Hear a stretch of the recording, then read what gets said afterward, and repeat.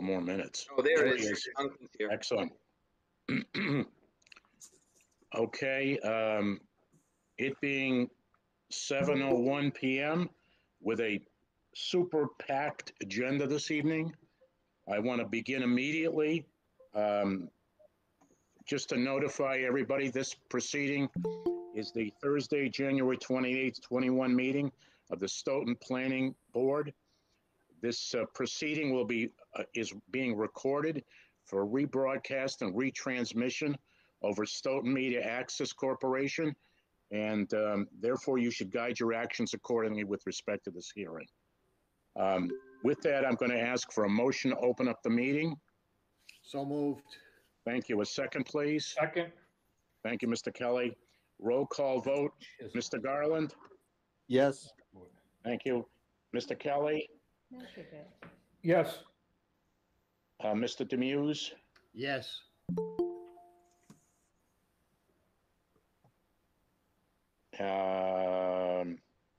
And the chair votes yes. Did I forget anybody? I don't. No. Mr. Garland, again, just to make sure on the motion. Yes. Thank you. I know you are the motion maker, but I want to make sure you voted as well. Okay. And the chair votes yes. With that, the meeting is open. The motion is passed unanimously. I need a motion to open up the continued public hearing on the petition of Freeman Trust, 1859 Dorchester Avenue, Dorchester, Massachusetts, 02124, represented by Spalding Tobias Architects Incorporated, 241 Cap A Street, Boston, Mass. 02210, for a special permit under the Stoughton Center Mixed Use Overlay District, also known as the SHMOOD, Bylaw Section 9.3.6, 1 in parentheses, small a, for dwelling units above a retail, restaurant, professional office, and service, personal service, or other non-residential use at ground level, and for a special permit under Section 9.3.16, 2, capital A in parentheses, for off-site parking for the property located at 760-770 Washington Street, further identified in Assessor's Plan number 54, Lot 285. Can I have a motion to that effect? So moved. Thank you, Mr. Second. Kelly. Second. Thank you, Mr. Demuse. Mr. Garland? Yes. Mr. Kelly? Yes. Mr. Demuse?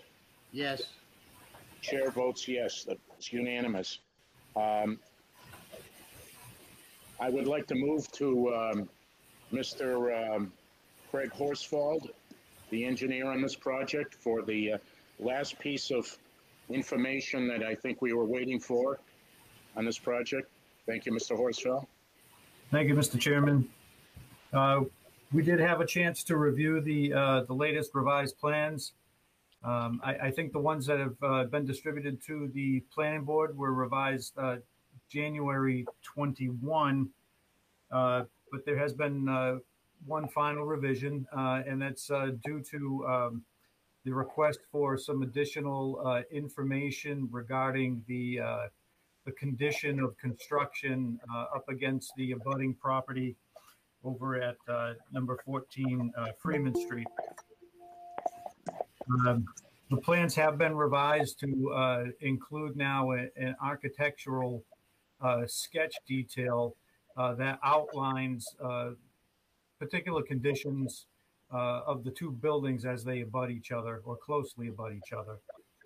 That's been added to sheet 6, and that indicates that there will be an asphalt berm included on the ground level that will be constructed from the top of the existing structure at number 14 Freeman, and will be sloping away from that structure into the Malcolm Parsons property.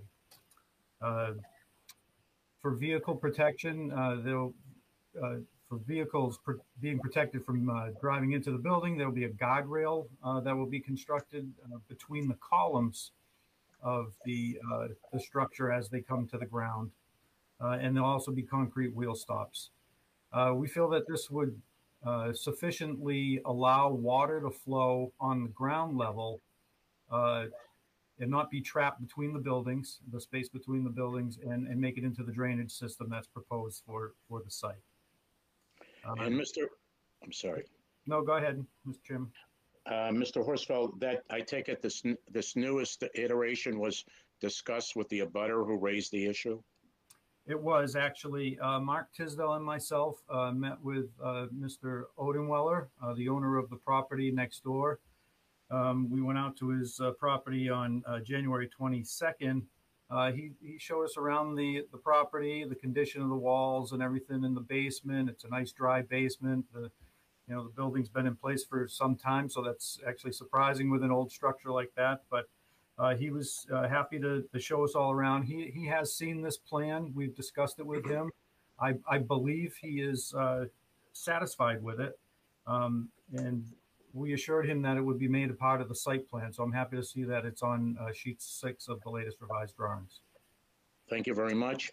We'll now hear from Mr. Charbonneau. Yes, thanks, Joe. So I have nothing to add on to Craig's comments. The remaining issues that needed to be addressed were engineering issues, and the revised plans also include a couple of items that were discussed at the last meeting, one of which being the extension of fence along the edge of the satellite parking area, and the plans do reflect that. So engineering seems to be satisfied with the plans. I am satisfied with the plans, and I have drafted a decision with input from engineering, from the applicant. A copy went to the applicant's attorney. So the applicant, I'm sorry, and the abutting attorney. So the draft decision was circulated, and I have updated information from the draft. So I am ready to go over that decision whenever the board is ready. Okay, hearing that there are no further outstanding issues, I'd like to call for a motion to approve the special permit under bylaw section 9.3.6, 1 in parentheses, small a, for dwelling units located above a retail, restaurant, professional office, service, personal service, and other non-residential uses at ground level. Can I have a motion to that effect? So made. Second. Thank you. Roll call vote, Mr. Kelly, Yes. Mr. Demuse, Yes. Mr. Garland, Yes. chair votes yes.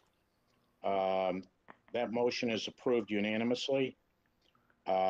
Next motion, for a special permit under 9.3.16, 2A in parentheses, for off-site parking for the property located at 760, 770 Washington Street, further identified in Assessor's Plan 54, Lot 285. And I have a motion to that effect, please. So made. Thank you, Mr. Demuse. Thank you, Mr. Garland. Roll call vote on that motion. Mr. Kelly, Yes. Mr. Demuse, Yes. Mr. Garland, Yes. chair votes yes. That's approved. I need a motion now to close the public hearing. So made. Moved and seconded. Can we have that for our recording secretary to clarify that? Just pick one of you. So Joe, Jonathan made the motion. Decision. Okay. Now I want to take the roll call vote on the closing the public hearing, and then we'll review the decision. Okay. Mr. Kelly, Yes. Mr. Demuse, Yes. Mr. Garland, Yes. chair votes yes. Now, would you load the decision, Mr. Charbonneau? Yes. So can everyone see my screen? Yes. So the cover page is basic information referencing the special permits for the mixed-use building and off-site parking within the SHMUD. The name hasn't officially changed yet, so unfortunately we have to still call it the SHMUD. Just the basic information about the applicant, date, owner, representative, and the location of the project, and also a brief summary of the project. second page, subsection 2 is just the procedural history of the project. The application submittals are then listed. Actually, this is great. I can actually clean this up right here.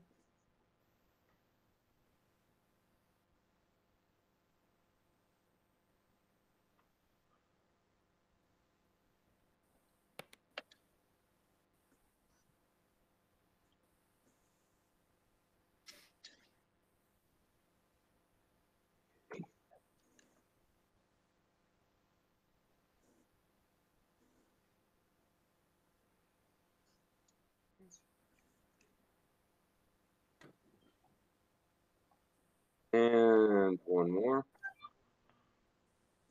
Okay. Related documents. I'm sorry, I thought Mr. Kelly said something. No, sir. Okay. Anybody, did somebody else say something before we move? I don't know what I don't know what comments anyone would have. Okay, just go ahead. So related documents, just the public hearing notice, a butters list, long-term operation and maintenance plan, and then various communication from department heads, also from abutters, findings of the board, then more specific findings of the board relative to the schmood and the special permits.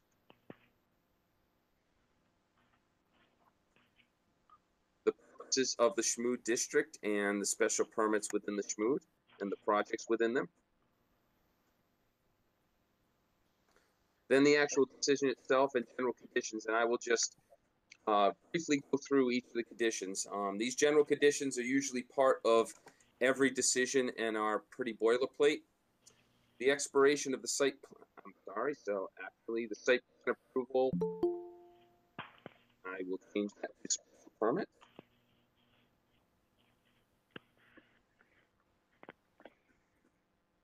Special permits, okay. Yes. Pearl. Prior to commencement of construction, a revised full set of approved plans, calculations showing any required changes to the site plan shall be submitted to the planning board, and that the decision shall be scanned onto and incorporated into the approved site plan, special permit plan on the last page of the plan. Electronic PDF copies, again mentioning the decision being scanned into the plans.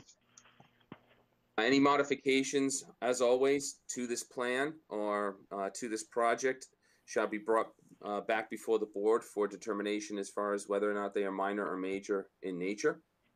The applicant's responsibility for recording it. Pre-construction meeting stipulation. All applicable zoning bylaw requirements shall be satisfied. The project shall be constructed in accordance with any approvals relative to this project. No site activity take place under the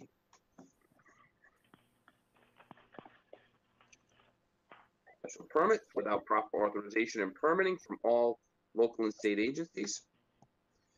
Construction shall be performed by contractors licensed within Stoughton. Statement regarding inspection fees through the engineering department shall be paid prior to the issuance of a demolition permit. The applicant's responsibility to bear the cost of any necessary outside testing, inspection, or other services. John, could you go back to number 12, please?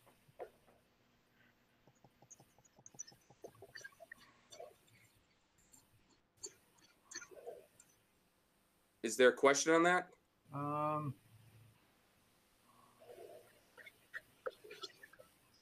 No, not there. Sorry.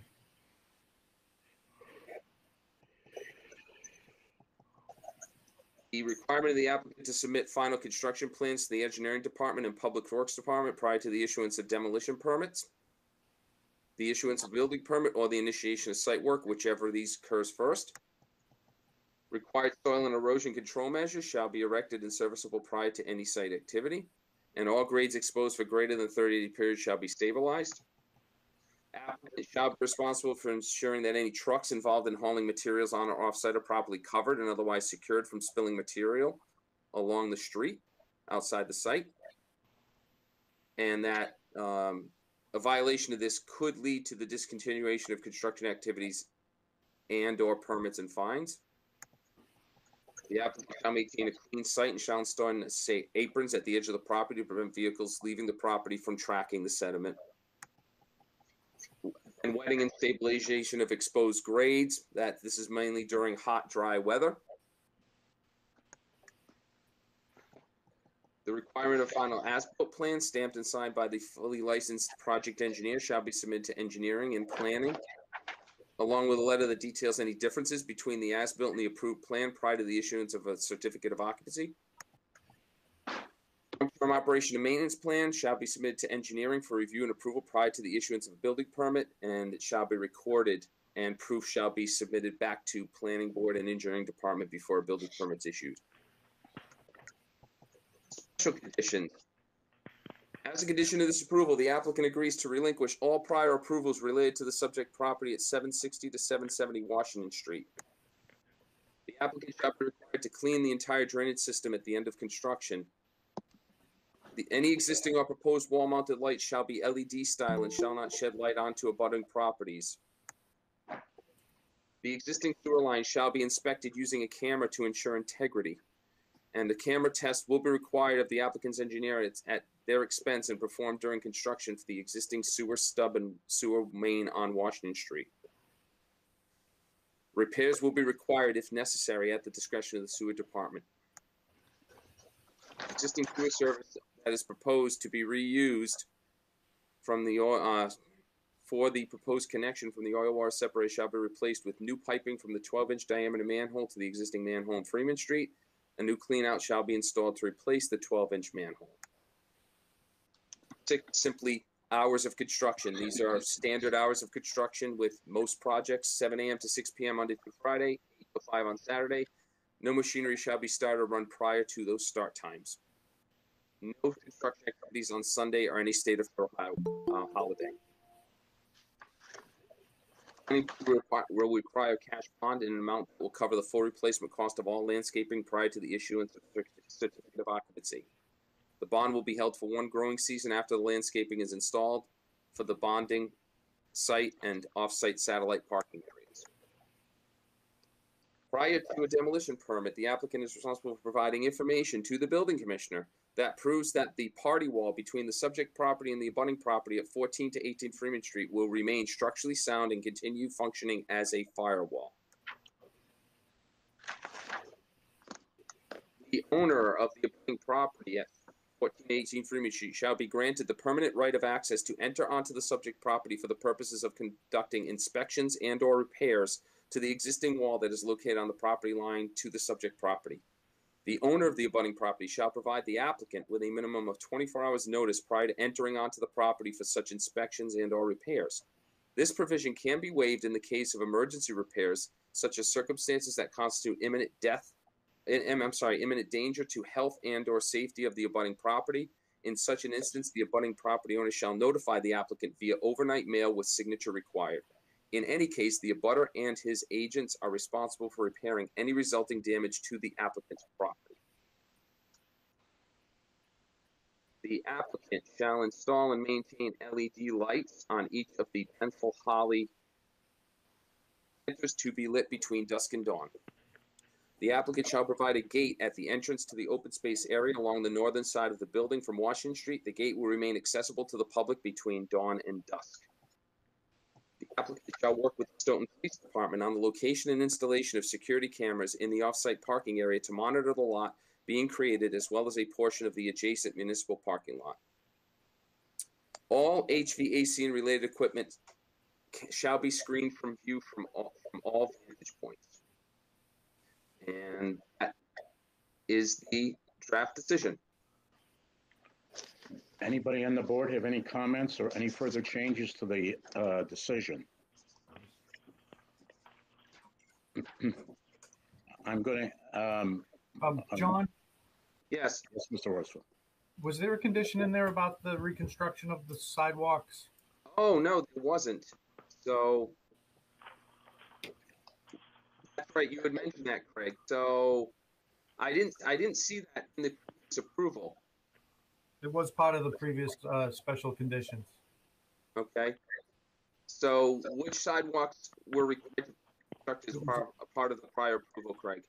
Along the frontage of Washington Street and Freeman Street for the entire length of the property.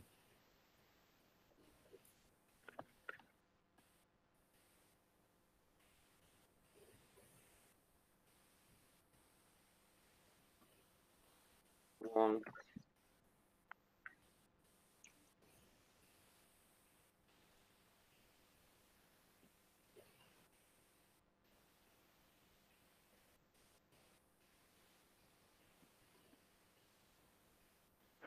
Hello? Yes, just wait a minute. I'm going to want to make sure John gets this before Yep. I get you, Dan. Joe, I lost my internet connection. I'm just trying to get in by phone, and I'm going to cut out and try to get back in again on the internet. Okay. Okay, thank you. Right. We are- The applicant showed. For its full width. For the length and width. You're right. Length and width, Mr. Horsfall? Correct.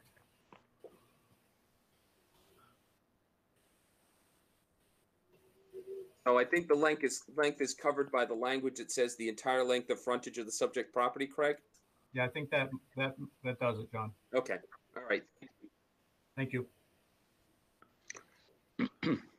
Okay, I guess we have to wait till Mr., because I'm going to ask for a motion to approve the decision and a motion to approve my signing that on behalf of the board.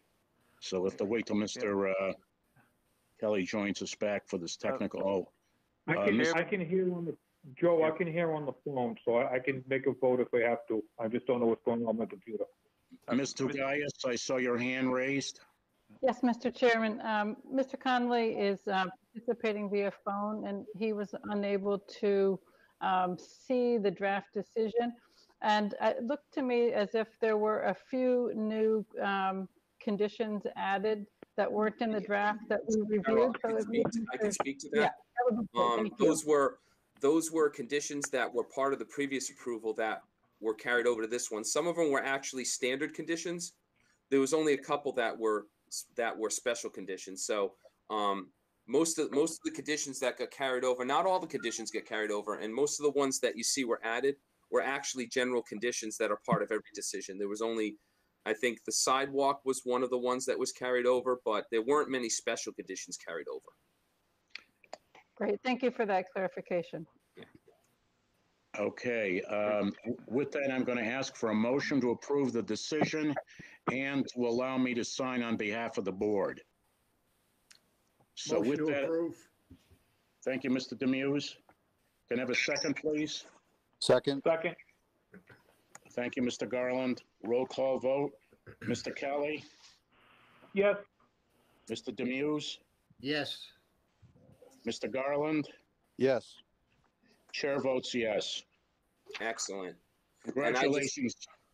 I want to thank the board and the applicant for their hard work and patience, and Craig for your hard work. And it's been a long time coming, and it's nice that it's done. Yeah. Yeah, only 7 years. Well, Start construction tomorrow.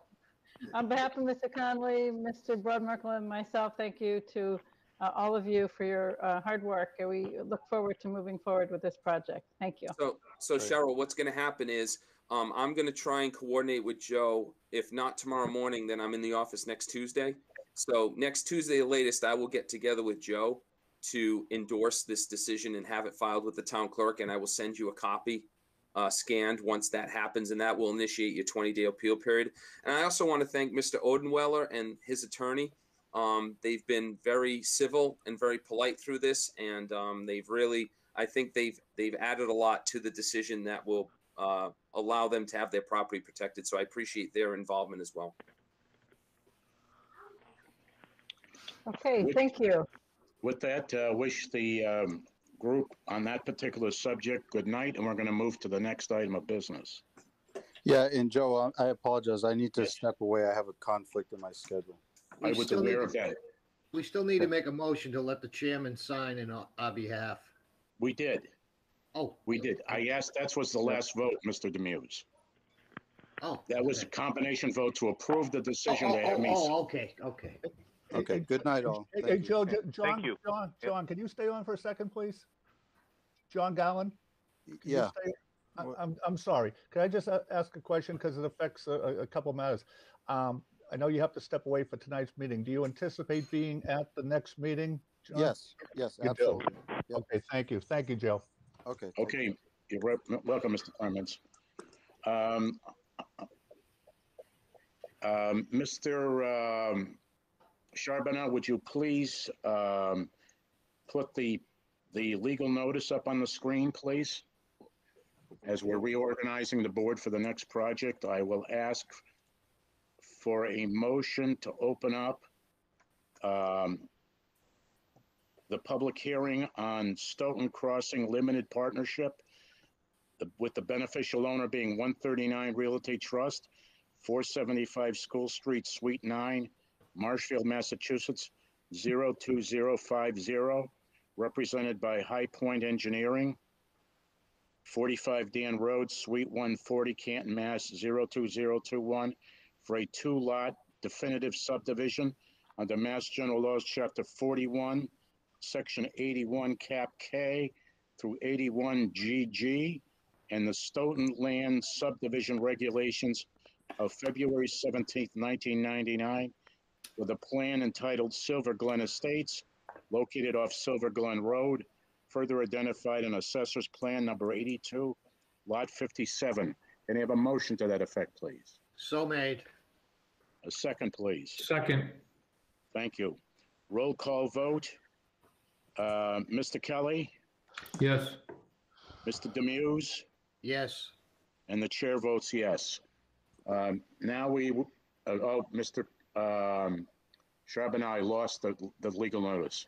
Okay, I thought we were moving on to something else, and I'm going to be putting up the plan, so hold on. Thank you, sir.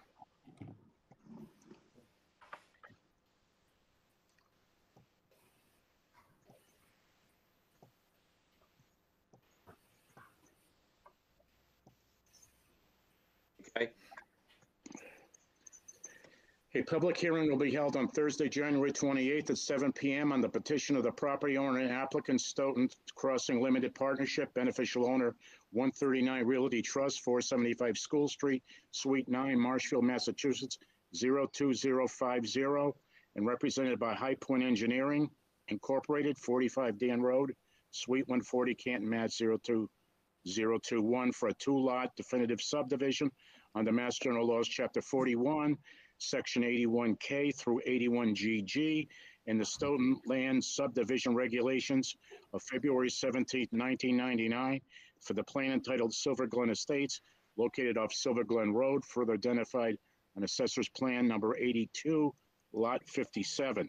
The meeting will be recorded and rebroadcast on Stoughton Media Access Corporation. To participate, call cell phone number 1-617-675-4444 and enter PIN 4448. Oh, wait a minute, John. 277-487-1042 hashtag.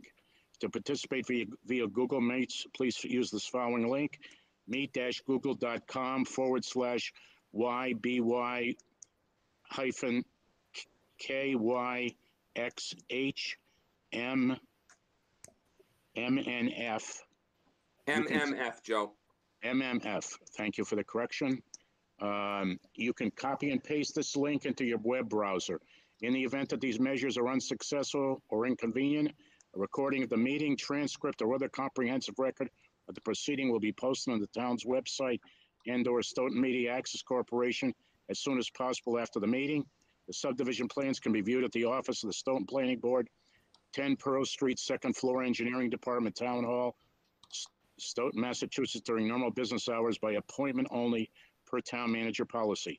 The petitioner and/or his representative or any other persons desiring to be heard in this matter should appear at the time and place designated.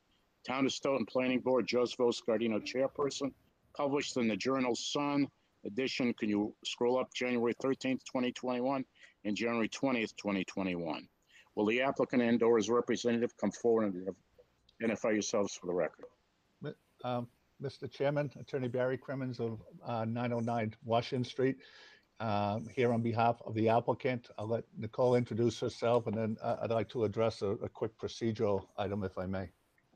Yeah, and as Barry mentioned, my name is Nicole Dunphy, Associate Senior Project Manager with High Point Engineering. I'm also here to represent on the client's behalf.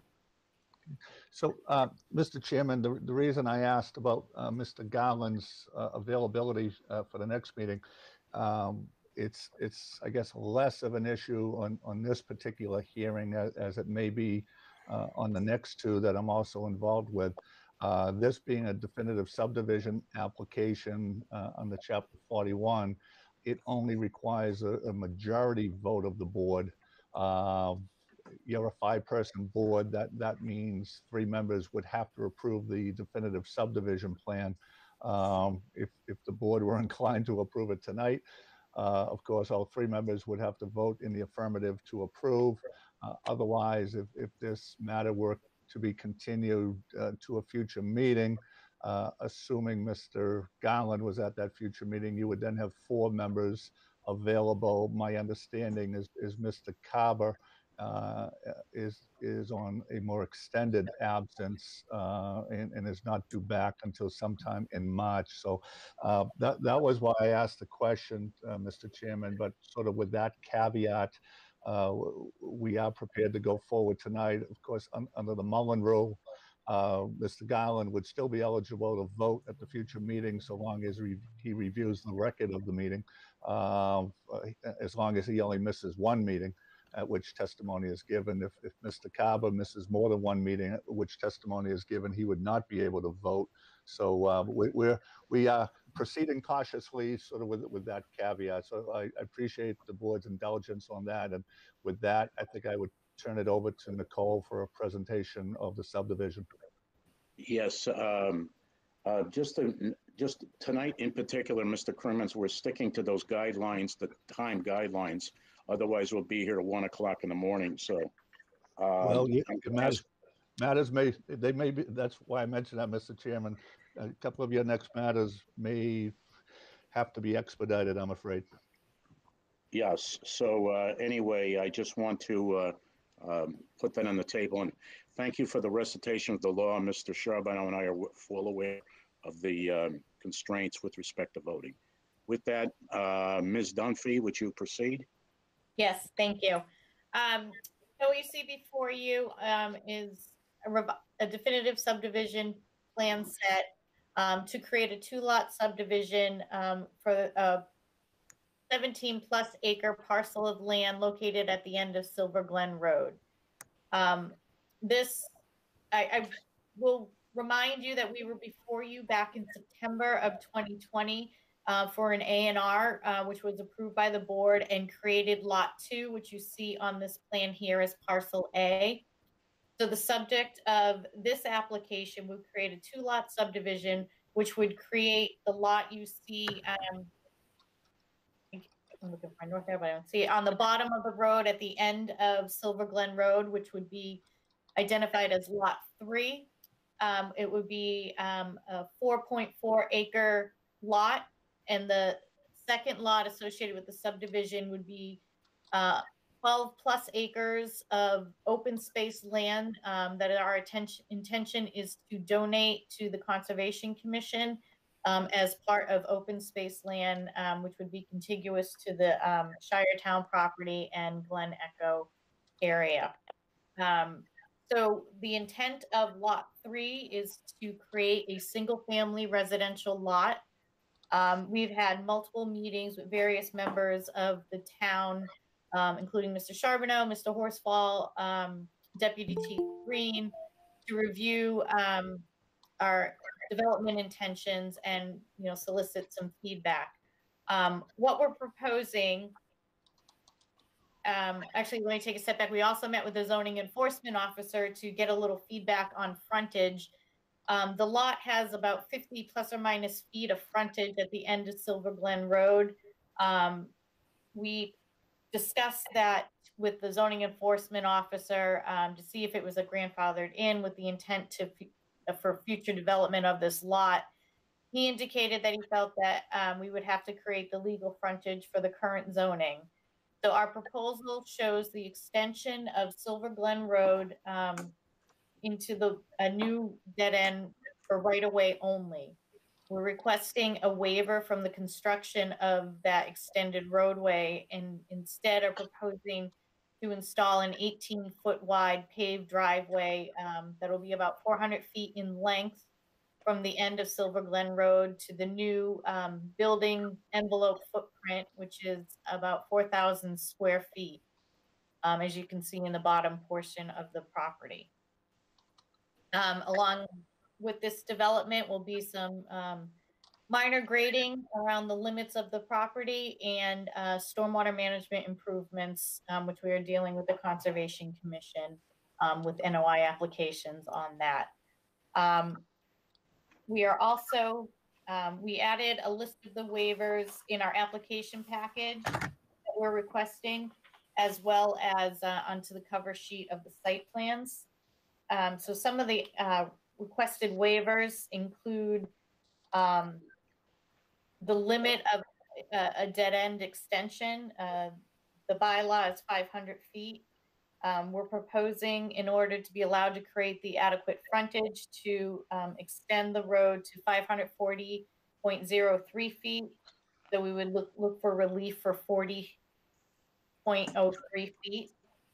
And as I mentioned before, we're requesting waiver from the construction of the actual cul-de-sac and have it there for right-of-way only, which would eliminate the need for extensive engineering review and engineering plans for the roadway extension. Based on that, the applicant has requested a waiver from the filing fee from $4,515, $3,000 because of the limited design review scope of this project. In addition to that waiver, we're requesting a waiver from the environmental impact statement. This project, again, is a single family lot and then a conservation lot with no road extension and no development on the 12+ acre lot. The scope does not typically warrant an environmental impact statement for a project of this size. So that's pretty much an overview of what we're requesting at this time. And I'm happy to take any questions from the town. Before we do that, Ms. Dunphy, I want to hear from Mr. Horsfeld, please. Sure. Thank you, Mr. Chairman. Thank you, Nicole, for the presentation. We did have a chance to review the definitive subdivision plans. As Ms. Dunphy had stated, much of the engineering content that we typically see in a definitive subdivision is absent from this plan. So our review was strictly limited to the plan content for lot creation and so forth. So we did have some minor comments regarding some additional labeling for a few bearings and distances and things that were missing from the plan. Shape factor of the new lot needs to be added to the plan, and the rectangular boxes for lot widths and so forth. I don't mean to interrupt, Mr. Horsfall. We have, I did receive a letter from Don Charbonneau with those comments, and I don't know if you saw that. We did prepare a letter in response to those comments and submit a revised set of plans to go with those. I haven't had a chance to review that revised set, but we'll take a look at those. Okay. Right. Yeah. So Craig, those just came in. I think a couple days ago. So yeah, those are new. It was a couple weeks ago. It was. Was it? Okay. Sorry, it was December 23rd, just before the holidays. Okay. Mr. Horsfeld, the board would like you to comment on the waiver requests. Sure. The dead end street waiver, it's a minor request. It's an additional 40.03 feet of required length for the total length of dead end road. The request to reduce the filing fee, as Nicole had stated, there won't be an exhaustive review anticipated from the engineering department. Typically, we get into all the design construction items associated with road construction. Since there's no road construction here, our review is limited. I'd like to point out, though, that the applicant is filing for a notice of intent with the Conservation Commission. So any stormwater runoff, lot grading, driveway construction associated with the single-family home construction will be reviewed by our office, but through that avenue. So it will be through the Conservation Commission permitting process. Yes, and as you know, just for the applicant's information, the planning board does not like to approve plans until after the Concom has completed their review. And point number one. Point number two, considering that you're asking for a waiver of the environmental impact, we would consider the review by the Concom to be tantamount in this particular project, I would believe, to an environmental impact report. So we would certainly, I would only consider the waiver until after the Concom has completed their analysis. And Mr. Charbonneau, a question for you.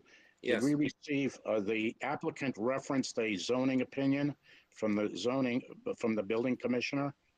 Are you in receipt of that? I would have to look for that. I know he sent me zoning reviews letters for a handful of projects.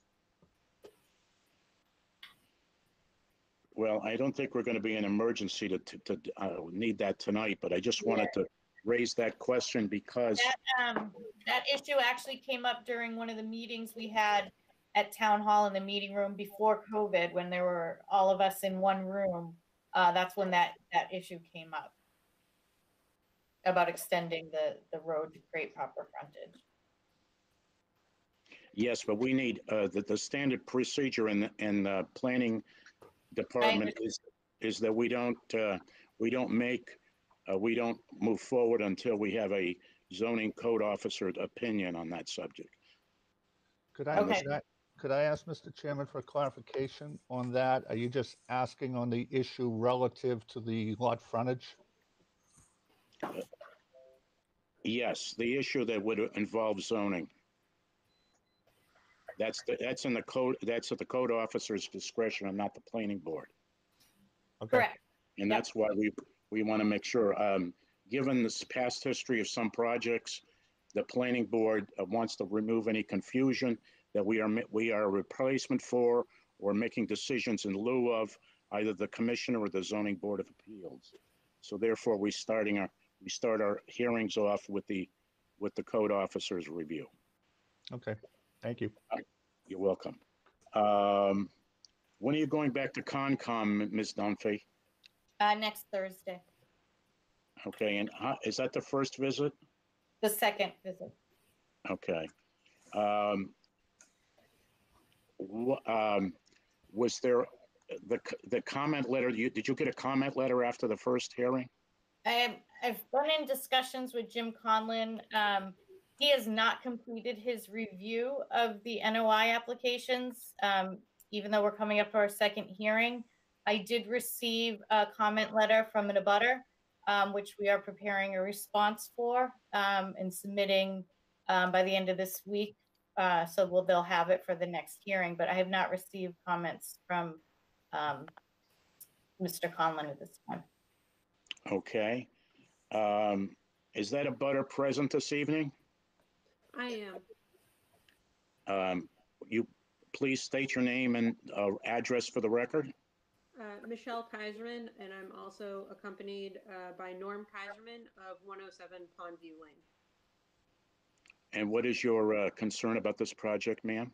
So in terms of the item on the agenda tonight and the plan that we received, which was the creating of just the lot, that was map 82 lot 57, and we received also a cover letter that went with the application. so we submitted a letter to the board.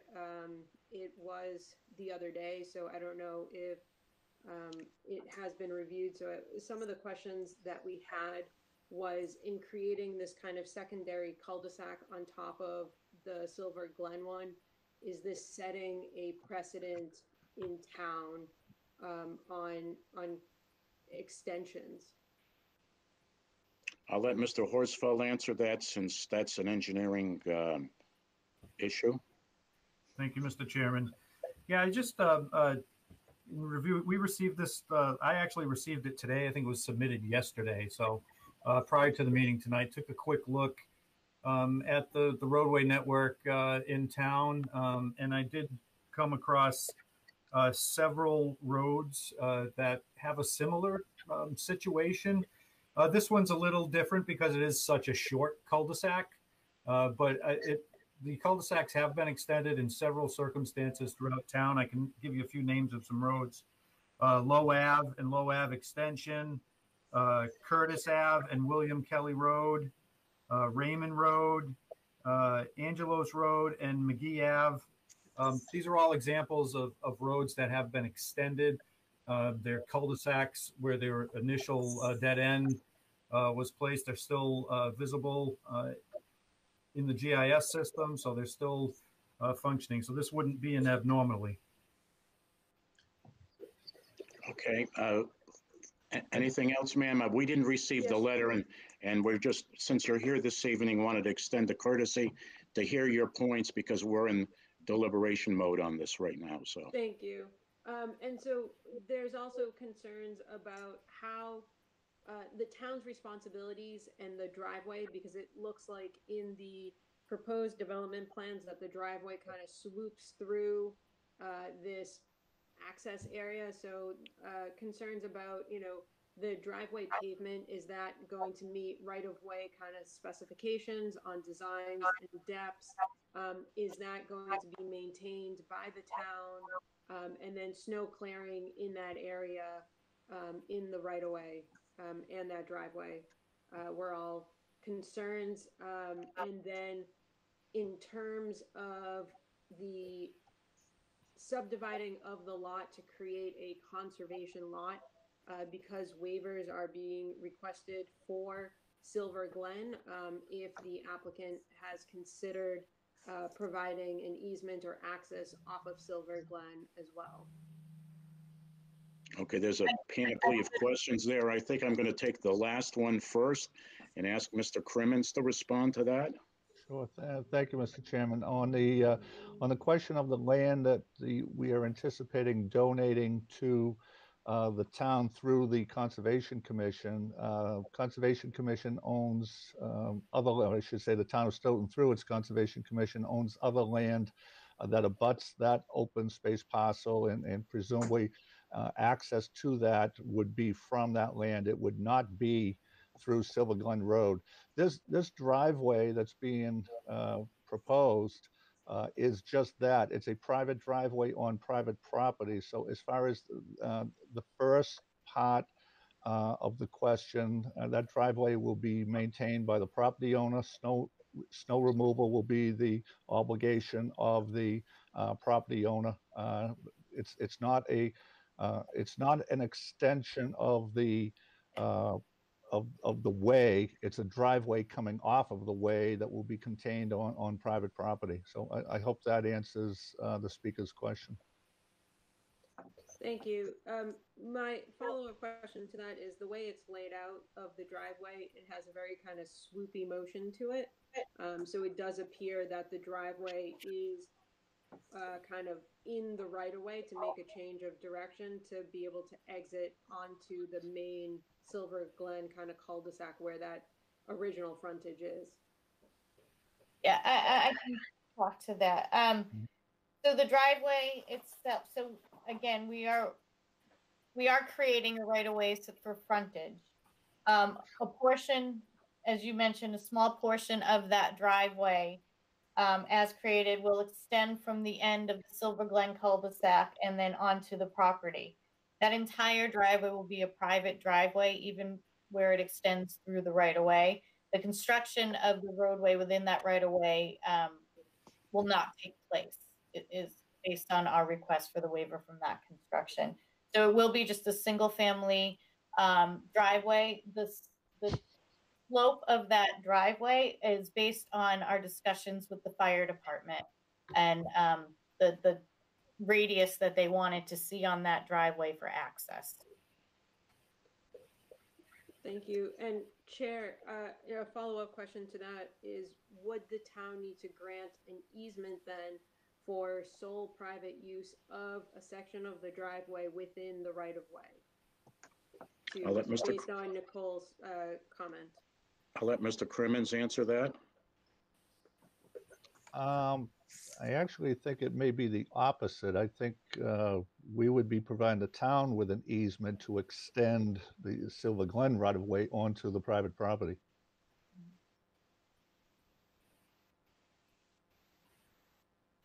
And so would the right-of-way not be the town's property? Yeah, it would be taking out, yeah, that portion would probably be donated to the town as a right-of-way, and non-constructed right-of-way. Right. I think that's why I was going to ask you to confirm, Nicole. We are not constructing that extension. We're in effect showing it on the plan, but it will not be constructed in the field. Correct. So the driveway will come off of the existing right of way. Similar or not dissimilar, Craig, I was going to add to your list of other areas in town, the recent one that was done up at Ash Park Drive for the extension of Ash Park Drive and 7th Street, where I think is more analogous to this situation, where that was done just to serve 2 new homes, one on either side of the street. And in this particular case, this is being done just to serve the one home at the end of Silver Glen Road, unlike some of the other examples, such as William Kelly Road, where there's a whole additional subdivision up behind Curtis Avenue. Right. Yeah. Thank you, Barry. Yeah. That Ash Park Drive extension, that was through our Paper Street extension regulations, and because that was an existing way, here we're defining a new way, so the waiver of the subdivision rules and regs are the proper way to go about this. As far as the driveway extending through this new way, virtually all driveways extend into the right-of-way to the edge of the traveled way. So they all do that. There's no easement required to get the access to this new lot through that right-of-way. The right-of-way itself defines that access route. Thank you. Okay. Just to kind of summarize a couple of things here. Mr. Horsfeld, would you, for the next hearing on this matter, provide us with a recommendation from the engineering department on what you think is an equitable charge for the review fees? Sure, we'll take a closer look at that. Yes. And I would also mention that I would certainly want to see the plans labeled with no further building on any of the entire subdivision, labeled no buildable lot. In the back portion, the conservation piece. And any other lot that isn't part of that. Is there any other piece of property that's not? Well, we have lot 2, which is adjacent to this lot, which was created through the A&R process, which is a buildable lot. So the part of this application is just the 2 lots. So it'll be the conservation piece, which will be non-buildable, and then this lot will be buildable. We can definitely add that language to a plan to show that. In your presentation, I specifically heard that the reason why you're asking for the waivers, especially for the length and the width and the conditions of the driveway, had to do with the fact that there's no further building. So you can't have it both ways. You can't ask for a waiver that has one house as for relief because it's one house, and leave this question about the other house for later. No, I misunderstood, Chairman. I apologize. You are correct. For this application, the 2-lot subdivision, this portion of the subdivision would be of this application would be the only development. The remainder of the land would remain undeveloped and donated as conservation land. That part we're not opining on that as a planning board, but I was concerned about the waiver request is directly related. Yes, I understand. You can label that back portion, the remaining parcel of land, as unbuildable. You can do that. And with that, I'm going to open it up to other members of the board, and if they have any comments on this project. No comments this time, Mr. Chairman. I have no comments either. Thank you, Mr. Demuse. With that, Mr. Charbonneau, when would you like to see this continue to? We have someone that raised their hand. I will hear that in a minute. Okay. I want to finish this issue. McKinley, hold on, Mr. McKinley.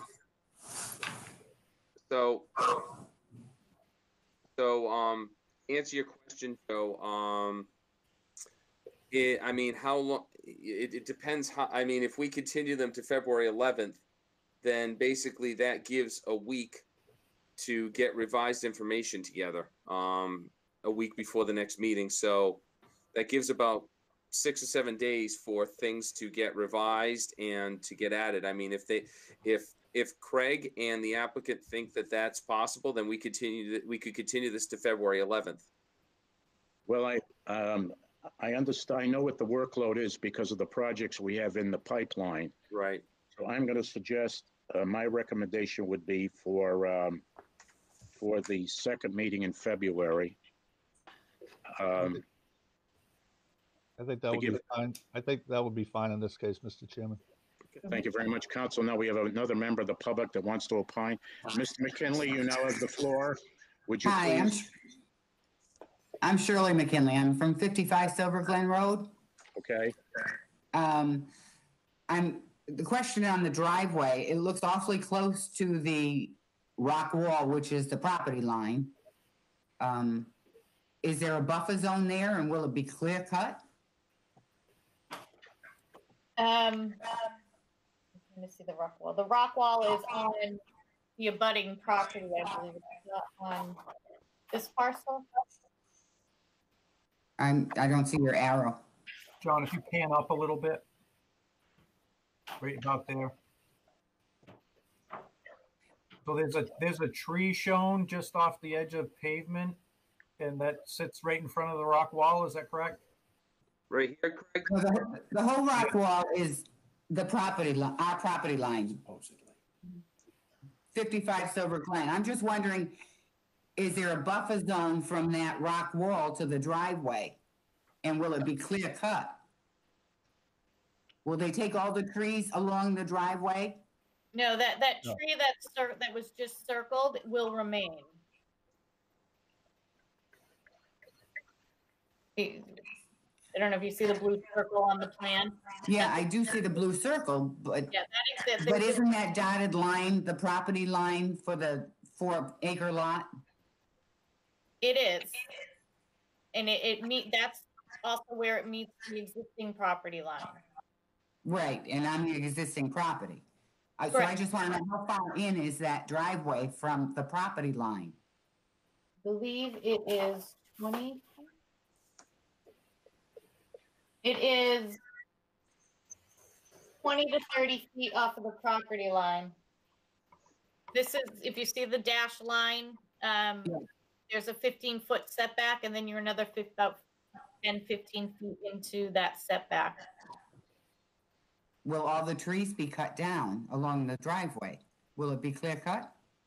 It'll be a clear cut driveway. It'll be a paved driveway, landscaping. There's a drainage swale that'll be adjacent to the driveway. All right. What I'm asking is, in that buffer zone between my property line, their property line, and their driveway, are those trees all going to be cut down? I don't know the answer to that. There will be some trees cut down due to grading and installation of the driveway and the stormwater management facility. So there won't be much. Ms. Dunphy, I think that we're going to ask for you to show the tree cut line. Yes. And perhaps you can do it with a superimposed picture of the existing conditions. Yeah, I think Would I be sent, easy. John, did I send you a color picture today that shows the aerial in the background? Hold on. You want me to pull that up? Yeah, if you don't mind.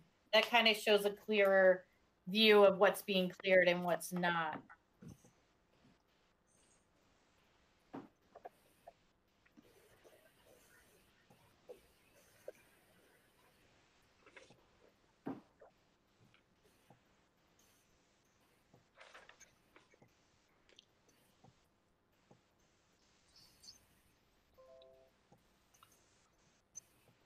Thanks, John.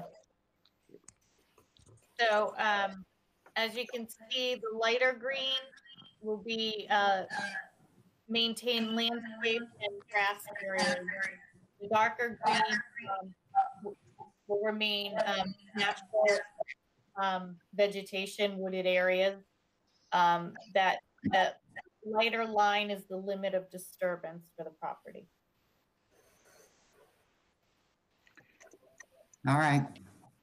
So that's going to be disturbed. Yes. When I talked about, I understand that you've got this is an engineering rendering. It's not an actual picture of the premises.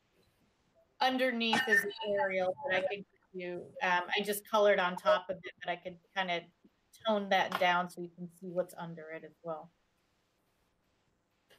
I think that would be helpful to the abutter. Sure. All right. Thank you. This is William McKinley, same address. Our concern is we've been through this before in another location in another town. And what was a nice wooded lot became a strip of bare land.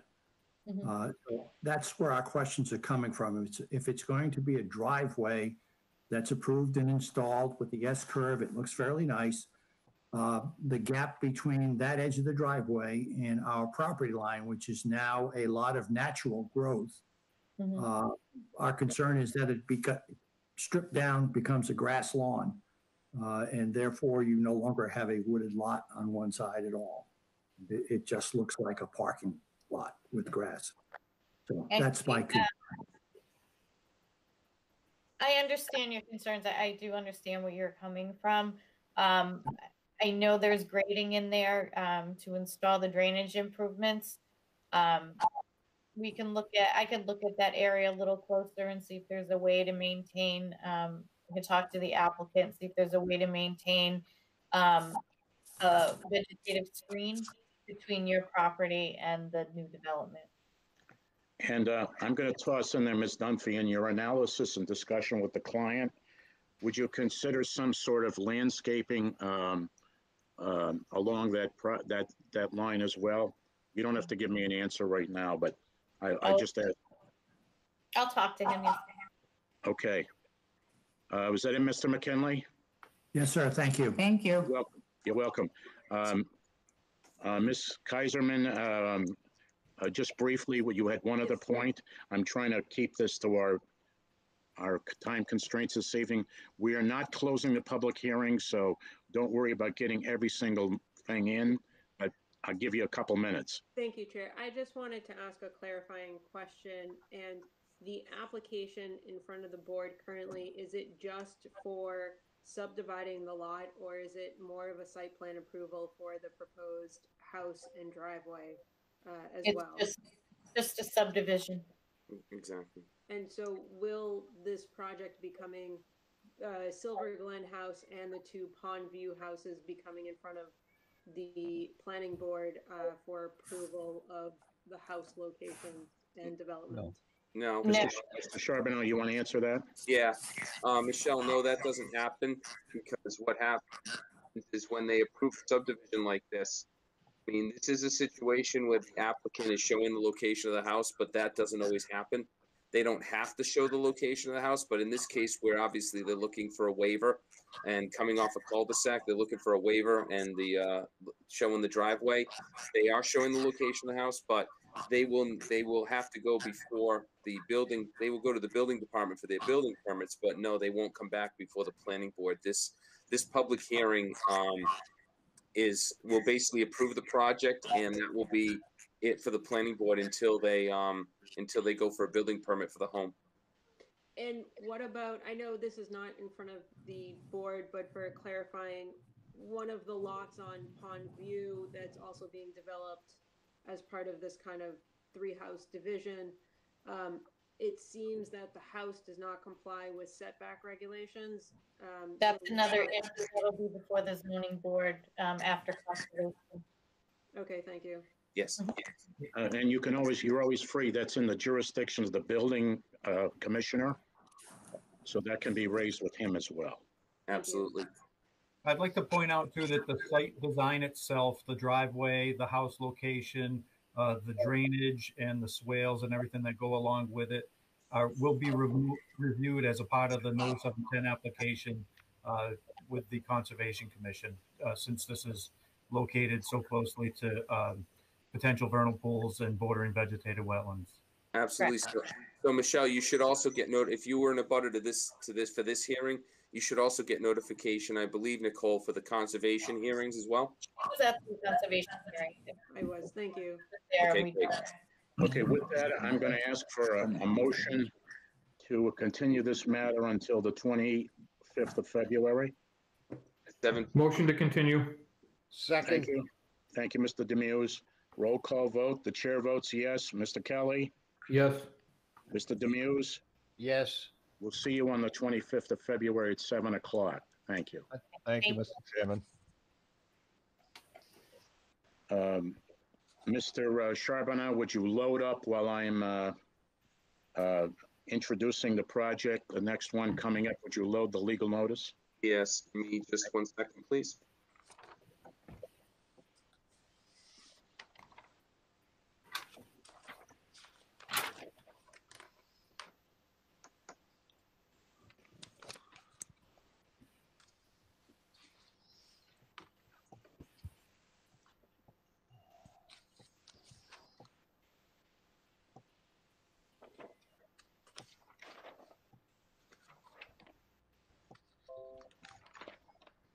There it is, Joe. Can you see it? Yes, I do. I'm going to need a motion to open up the hearing on 3 Porter Street. I'm going to short the description because I'm going to read it in a minute. So made. Second. Thank you. Chair votes yes. Unanimous. The public notice. A public hearing will be held by remote participation on Thursday, January 28, 2021 at 7 p.m. on the petition of the property owner Kim Lee Realty Trust, LLC, 312 Tosca Drive, Stoughton, Mass. 02072, and the applicant BLEE LLC, 25th 10th Street, Stoughton, Mass. 02072, represented by Attorney Barry R. Crimmins, 909 Washington Street, Stoughton, Mass. 02072, for a special permit under section 3.1.4 of the zoning bylaws for a mixed-use building and site plan approval pursuant to 10.6 of the zoning bylaws for a property located at 3 Porter Street, further identified on Assessor's Plan number 54, Lot 109. The meeting will be recorded and rebroadcast by Stoughton Media Access Corporation. To participate, call cell phone number 617-675-4444 and enter PIN 4448-277-487-1042 hashtag. To participate via Google Hangouts, please follow this link, meet.google.com/YBY-KYZXH-MMF. You can copy and paste this link into your web browser. In the event that these measures are unsuccessful or inconvenient, a recording of the meeting transcript or other comprehensive record of the proceeding will be posted on the town's website and/or Stoughton Media Access Corporation as soon as possible after the meeting. The site plans can be viewed at the office of the Stoughton Planning Board, second floor, Engineering Department, Town Hall, 10 Pearl Street, Stoughton, Mass. during normal business hours by appointment only per the town manager's policy. The petitioner and/or his representative or any other person is desiring to be heard in this matter should appear at the time and place designated. Stoughton Planning Board, published in the Stoughton Journals. Could you move the notice up, Mr. Charbonneau?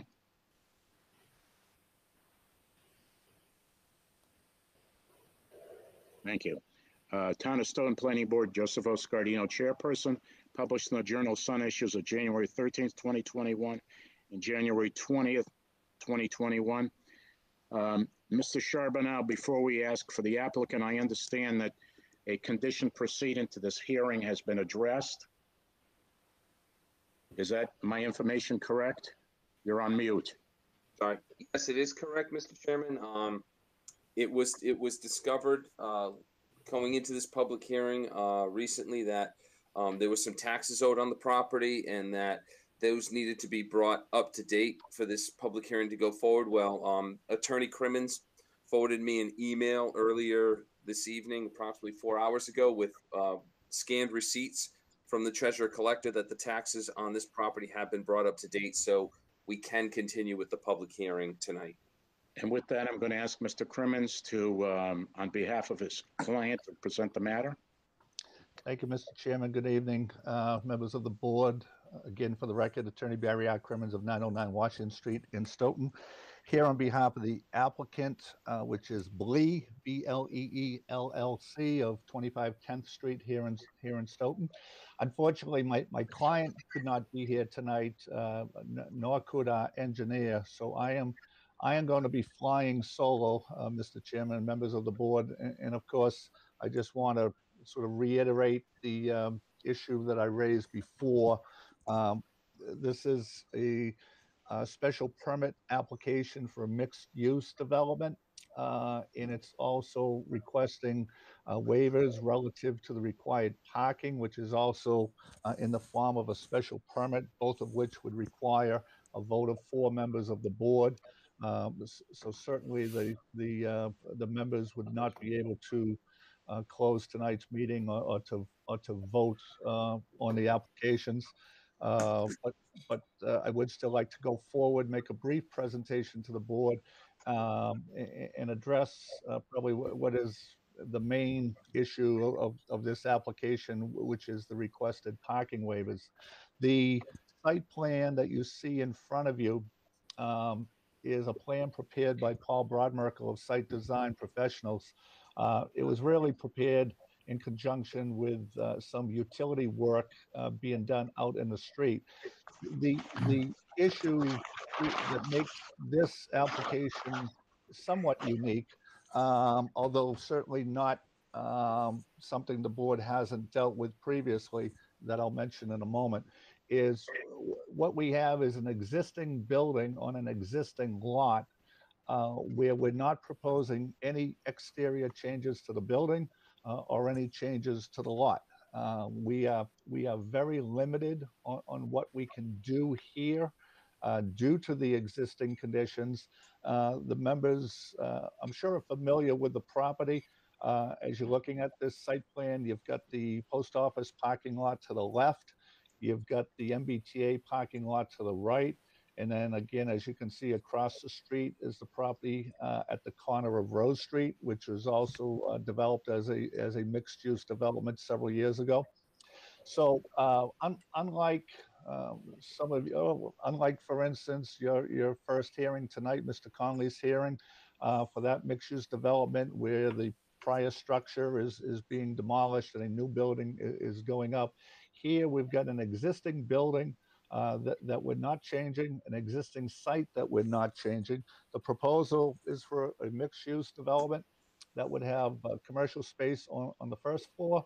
And then there are 2 floors above that commercial space. On the second floor, there would be 2 two-bedroom units. And on the third floor, there would be 1 two-bedroom unit for a total of 3 two-bedroom units. Unfortunately, our bylaw, our current zoning bylaw, which the members are certainly acquainted with, and the issue I'm going to raise is certainly acquainted with, we have a lot of areas of the bylaw that are somewhat antiquated, in one of which that often comes up and has been a bit of a problem and has thwarted a lot of proposed developments. And once again, I use the Conley example, is our parking regulations. These parking regulations have not been updated in some period of time, and I think we would all agree that they really don't reflect the current market conditions. When you think of this property and you think of where it's located, and you think of things like transit-oriented development, where a property such as this would most likely attract a single individual who is looking to commute into Boston, taking the train, or perhaps a couple, where there really isn't the need for the amount of parking that this bylaw would require. It's my understanding the board, in its current workings with a consultant for the downtown area, in fact, is looking at this very issue. And if my information is correct, I guess there's been some discussion about reducing the parking requirements. Unfortunately, in our town, as in other towns, that requires town meeting approval. And I don't know if there are plans to have that on the warrant for the annual town meeting, or perhaps not till a special town meeting that may get called for in the fall.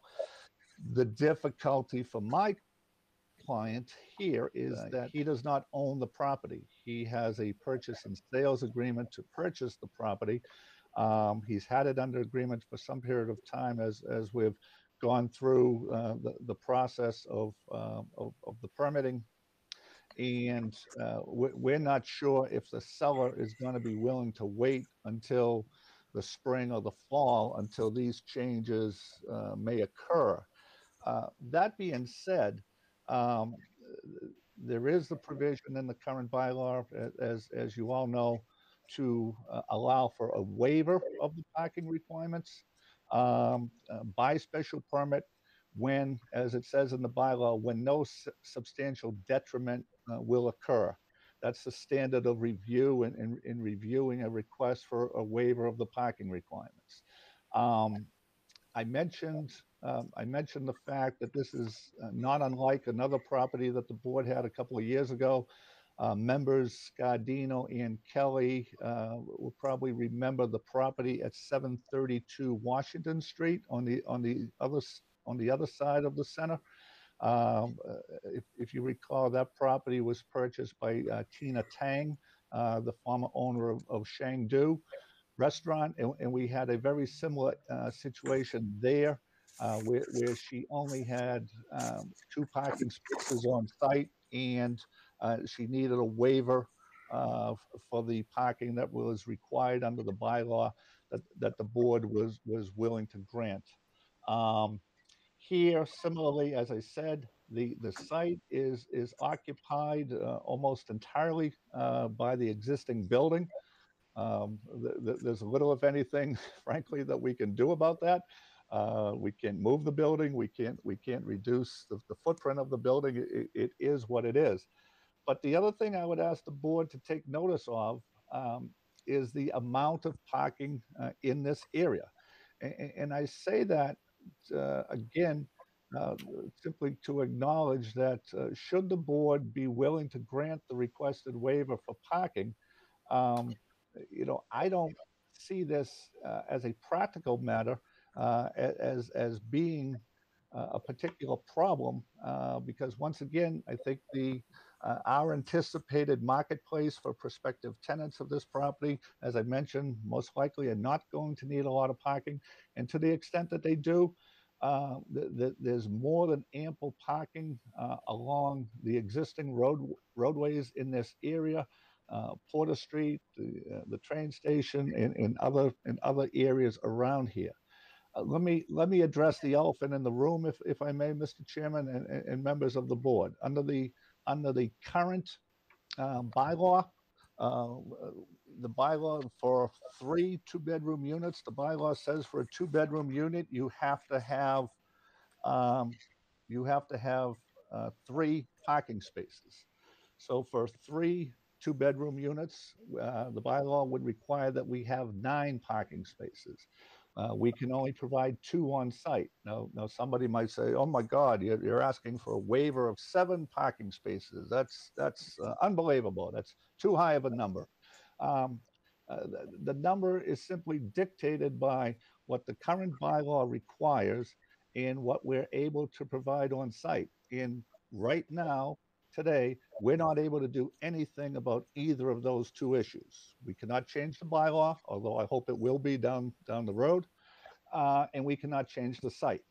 What I'm really asking the board to do is to, again, take notice of the area, take notice of the location, take notice of the existing conditions, and take notice of the fact that you apparently, by your own current work with your consultant, have apparently acknowledged or recognized the fact that the bylaw and the parking requirements need revision.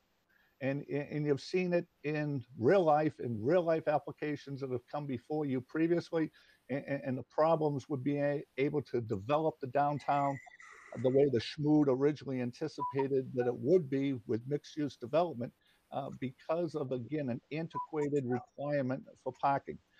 I'd also like to add the fact that, and I think I shared this with the chairman and Mr. Charbonneau recently, the recent legislation passed by Governor Baker for downtown development, not downtown, but development in areas in a community that have train stations such as ours, that will require the towns create a zone where multifamily housing is allowed as of right.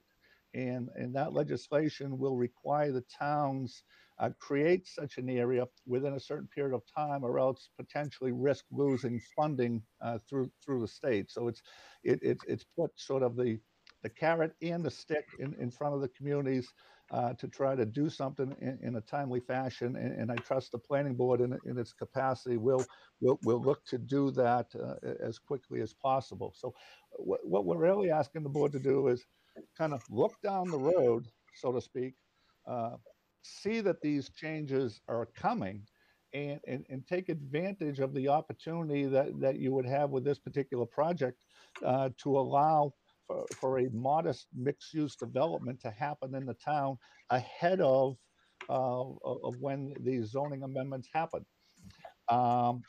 It really comes down to the waivers are critical to the success of this project moving forward. I actually went. Mr. Chairperson, I hate to interrupt, Barry, but we're already behind schedule. All right, Mr. Charbonneau, I'm going to ask Mr. Clements. We've got a lot of discussion with the board. I will wrap up. I don't think I've taken my 30 minutes yet, but let me. Well, the 30 minutes is for the entire public hearing, actually. So. Okay, so let me wrap up, if I may, and I appreciate the board's indulgence with this final point. I went through a series of options. Say, okay, well, what if you reduce the number of bedrooms? What if you reduce the number of units? The best we come out with is a situation, and you could, if you were to do the math, you could see it yourself. If we reduce it to 2 bedrooms and 1 bed, et cetera, it still comes down to needing a waiver. Because at best, what we come down to is needing 3 parking spaces, and we only have 1. So whether it's 3 or whether it's 9, the fact of the matter remains that we still only have the 2 parking spaces on the site that we have, and we simply can't do anything about that. So what I'm asking the board tonight, and really all I wanted to discuss tonight, is to get a sense of the board, if the board would consider the parking waiver. Because if not, there's really not much sense in spending any more of my client's time and money in proceeding with this. But hopefully, if the board is willing to look at this and look at it with the foresight that I alluded to, I think you can see a project that can be up and running in short order, because the infrastructure is already there. The shell is already there, the building's there, and It's only going to require interior renovations. So with that, Mr. Chairman, members of the board, I thank you for your consideration. I thank you for your indulgence, and be happy to entertain any questions that you may have. From the board, Mr. Kelly, I noticed you gave me the high sign, so why don't you go ahead and go Thank you, first. Mr. Scardino. Just to start off, Mr. Crimmins, you know the political issues and a lot of the stuff that's going around this town for what's happened for, over the last several years dealing with the parking. I would love to see this building get, somehow get used with some sort of mixed use or something along those lines. That would be great. It's an area of town that needs to get fixed up, and I welcome any developer into it. However, we are looking at parking down the road, but even with the new parking that we're looking at would not bring down the parking levels to the levels that you're asking for with this building. We've held up several projects over the last couple of years, namely the biggest one, Malcolm Parsons, which is probably the most highly visible project in town, specifically over parking issues.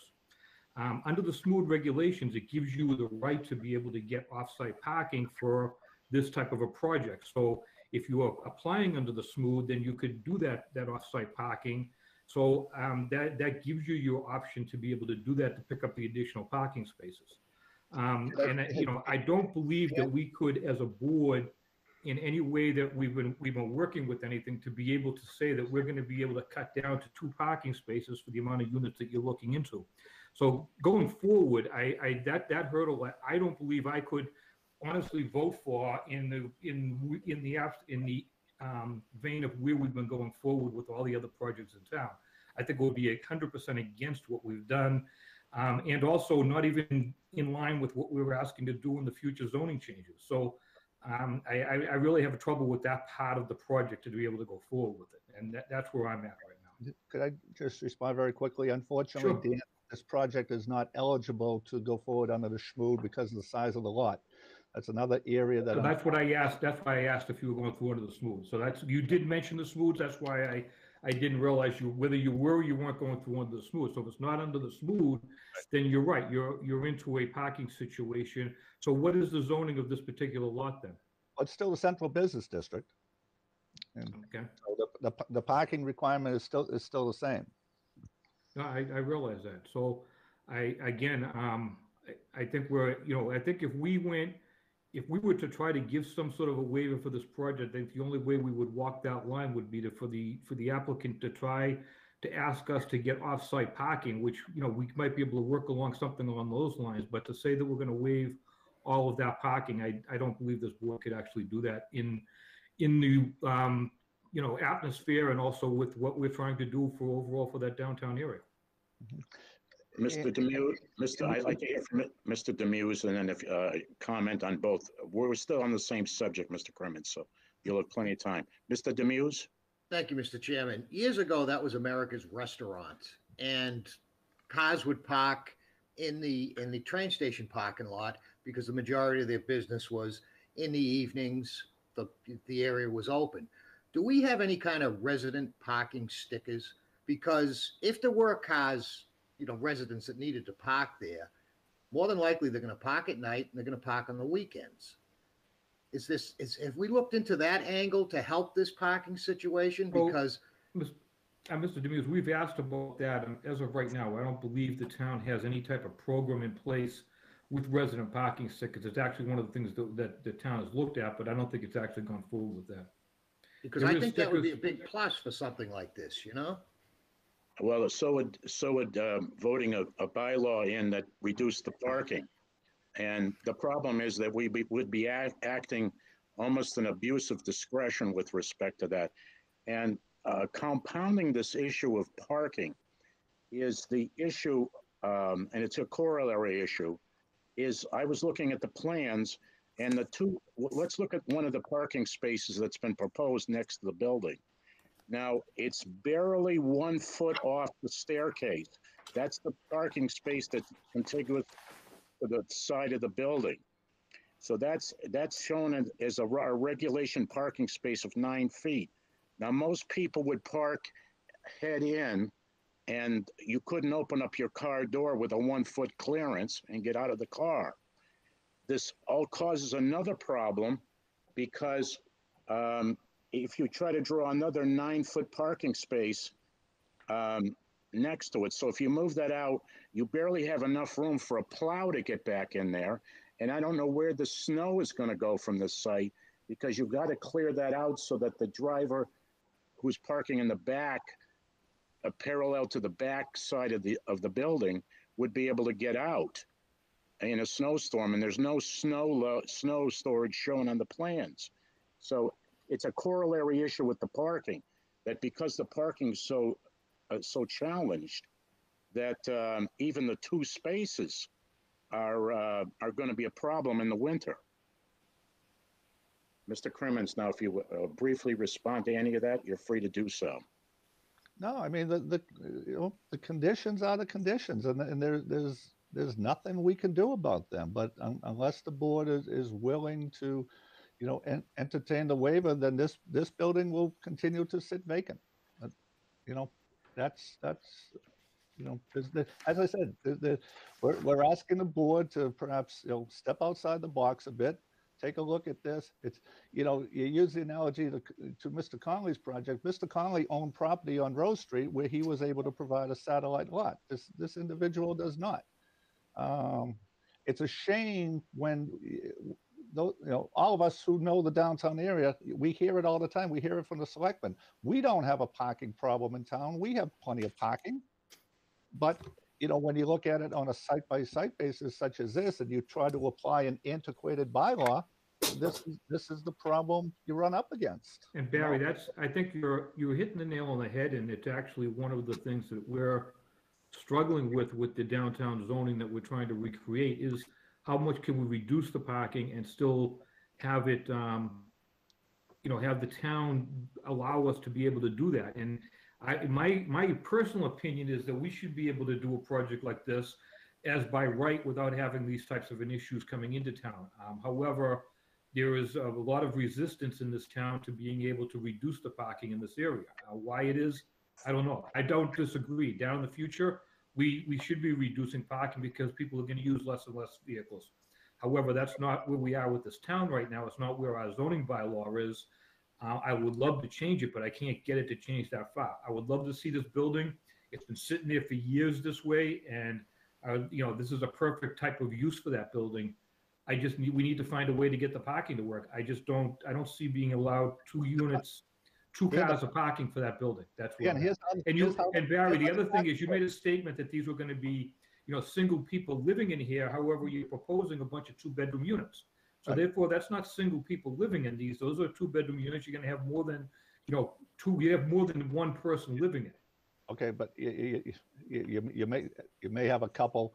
In this day and age of COVID, people are converting bedrooms to home offices. I mean, a 2-bedroom is just hitting a certain price point in the marketplace that a 1-bedroom does not.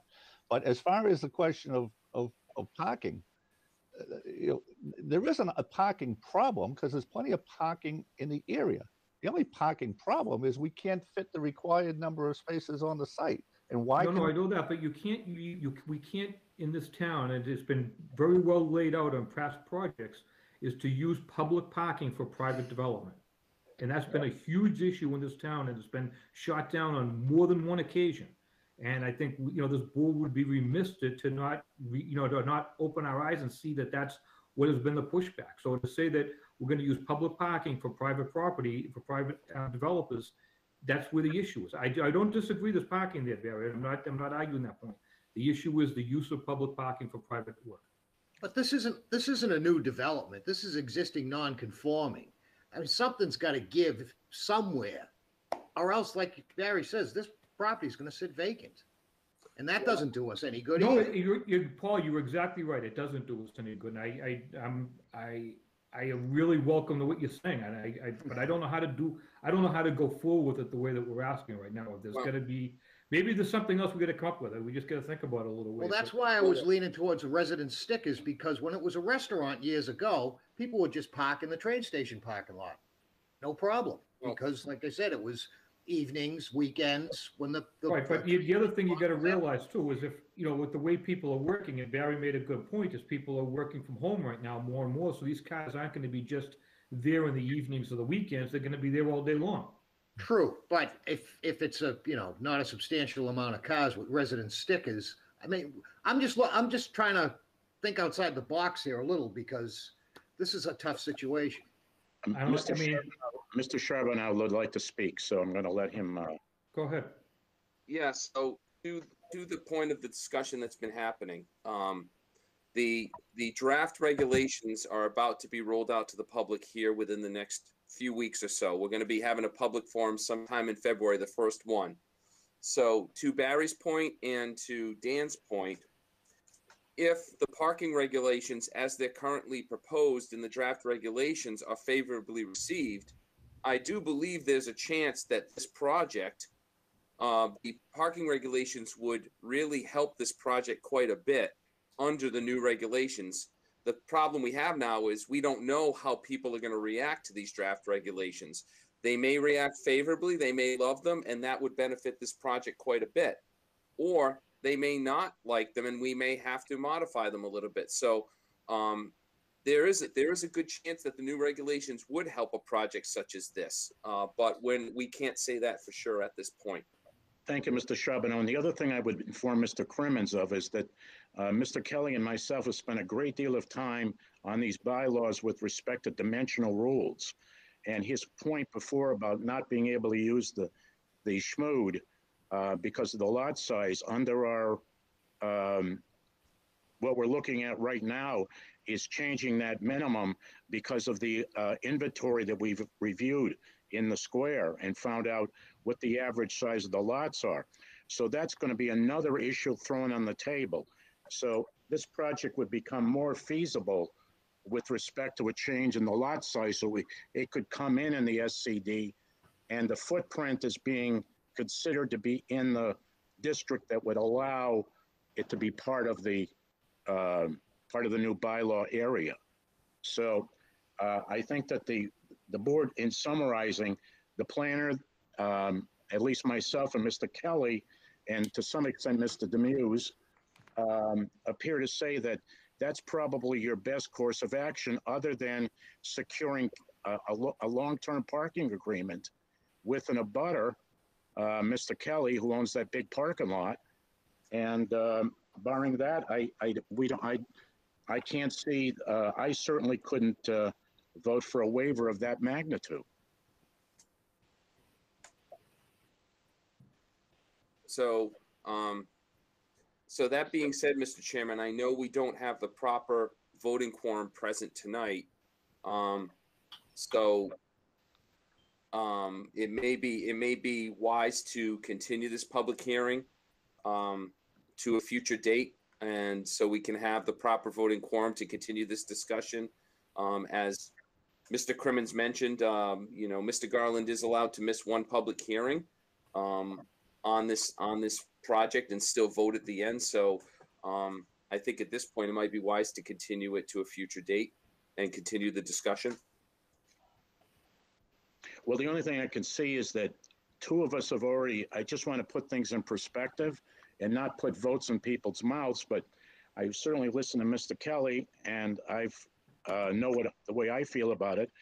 And for the sake of a discussion, if Mr. Demuse would vote in favor of the waiver and Mr. Garland would vote in favor of the waiver, we wouldn't have the necessary 4 votes. Well, Mr.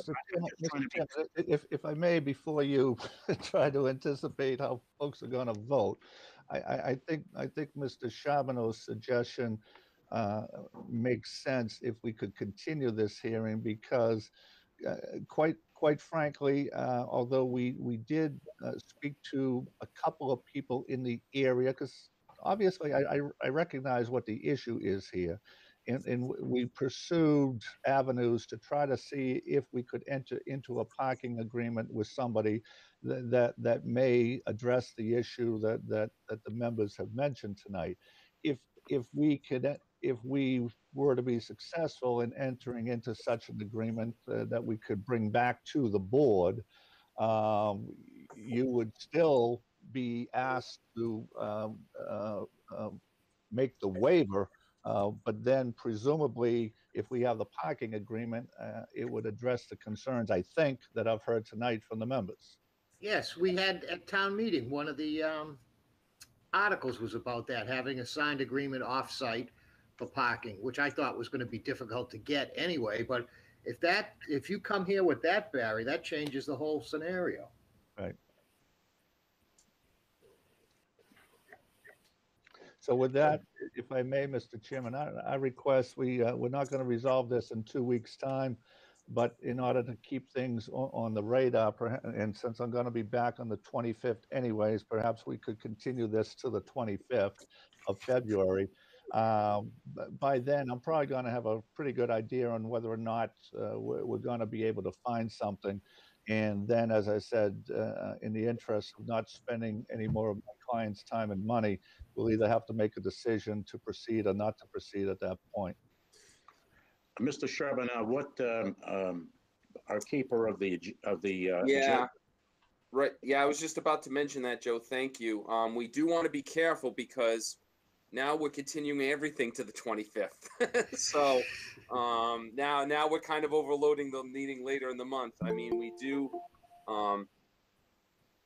right now the only public hearing we have on for the 11th is 19 Camden Street, the continued public hearing. We have a public hearing starting up on the 25th for 1580 Turnpike Street. We now have the continued public hearing for the 2-lot subdivision. Now we're going to have the continued hearing for this. So we're starting to get overloaded a little bit on the second meeting of the 25th, on the second meeting of February. So we want to be careful with that. And I see a continuation based on the time this evening, and not wanting to give the downtown zoning short shrift of continuing a discussion on that as well. I don't know how much we're going to be able to get in this evening on that. So, Mr. Crimmins, I'm inclined to extend it to the 25th, and I'm going to ask you to please keep in touch. If it looks like it's not, or you need more, or you see you're part of the way down the discussions for an agreement that you think may be acceptable, then get back to us and we'll work accordingly. But we're willing to, I'm willing to take the risk. Yeah, thank you, Mr. Chairman. I think the only way, as I mentioned, that we would be able to go forward on the 25th would be if we had an agreement in hand. So if the board would consider extending to that date, and I'll keep Mr. Charbonneau posted as to our status. And if we don't have it, we can either request a further continuance or request a withdrawal at that point. Okay, sir. Okay, with great. that, I'm going to entertain a motion to continue this public hearing until the 25th of February at 7 o'clock. Can I have a motion to that effect? So moved. Second. Thank you. And the chair votes yes, so it's unanimous. Okay. See you on the. Thank you, Mr. Chairman. Thank you, members. So far, Mr. Crimmins. Okay, with that, I'm going to need a motion to open up the continued public hearing of Milton Real Properties of Massachusetts, LLC, 100 Corey Drive, Milford, Mass. 01757, represented by Attorney Barry R. Crimmins, 909 Washington Street, Stoughton, Mass. 02072, and the property owner J.F. White Contracting Company, 56 Old Page Street, Stoughton, Mass. 02072 for site plan approval under section 10.6 site plan approval and special permits under 6.2.4 signs permitted in the I district and section 6.2.6 additional sign regulations and section 6.2.7 special permit of the Stoughton zoning bylaws, all for the property located at 207 Page Street, further identified on Assessor's Plan number 94, Lot 43. First, I'd like to hear from Mr. Charbonneau. Excuse me. Did you open the hearing, Mr. Chairman? I did. Oh, you have. I'm sorry, we didn't take a vote on that. Can I have a motion to that effect? So made. Oh, second. Thank you. And the chair votes yes. So now we're officially open. Thank you, Mr. Crimmins. Mr. Horsfeld, well, you want to give us the status of this matter? Certainly, Mr. Chairman. Thank you very much. I'd like to just start off by saying that the site plans have made a lot of progress since they were last before you. We've been working alongside with Colby Company Engineering, and I'd like to say that I'm quite surprised at how quickly they're able to turn revisions around and update the plans, and they've done a good job at doing that. So I put forth a revised technical review letter that should have been distributed to the board. It's much shorter than the original letter, and there's only a few outstanding issues that remain. We actually just received revised plans. So I think the site plans that the board has are latest revised the January 7th. And we just more recently have a updated set. I think it was from the 25th that incorporated some drainage revisions. We had a site inspection with Adam Thibodeau from Colby Companies. We located some existing drainage on site, and they quickly updated the plans and drainage calculations, got those over to us. So we've had a chance to look at them, and we're satisfied with what they've come up with for the drainage design for the site. The review letter has a couple of things that need to be revised. One item being we need some added guardrail around the northern northeast corner of the rear parking lot. There's an existing and proposed slope in that area that would certainly warrant a guardrail in that location. The drainage design actually lacks a little bit of recharge to the groundwater, part of the DEP stormwater management requirements. Although this site is comprised of C&D soils mostly, there is a small portion of A soils, and the C&D soils, it is encouraged that we provide any sort of recharge as possible. I had suggested in my technical review letter that the engineers explore the opportunity to add that to a grass swale that's located along the toe of the proposed slope on the southeast portion of the site. So they could achieve some level of recharge in that swale with a perforated pipe and stone in that system. They have some storm inlets, some landscape inlets in that swale as it is. I think that would be a good area to comply with that regulation from DEP. And then part of the revision to the drainage is one of the big contentions that we had was how the off-site drainage flowed through the site. And we were able to locate the existing drainage system. The applicant's proposing to remove and replace that entire system. So they're going to reroute it through the site, and there'll be a new point of discharge to a new head wall on the existing slope near the wetland line on the northern property line. We're requesting that the riprap apron that's proposed by the applicant in that location, that be extended down to the toe of the slope, so the slope continues beyond where they're showing their proposed riprap apron to end. We'd like to ensure that that slope does not get eroded by the existing drainage. It's a pretty large pipe, a 24-inch diameter pipe that will be discharging in that location. So it'll be a significant amount of water. The technical review letter also had several recommended conditions of approval. If the board gets to that point where they are entertaining approval of this project, a few of those items are contingent upon other approvals, one being an order of condition issued by the Conservation Commission, another being final design plans for the sewer design, which would be forthcoming. It's all spelled out in the technical review letter. So I think that pretty much sums up where we're at. Thank you, Mr. Horsfeld. And as you know, and as we reminded council earlier, this board has a practice of, especially in a project with this impactful, of not closing its public hearing until the Concom has chimed in. And since I believe, have you had one meeting with the Concom yet, Mr. Crimmins? We have. We are scheduled to be back before them next week.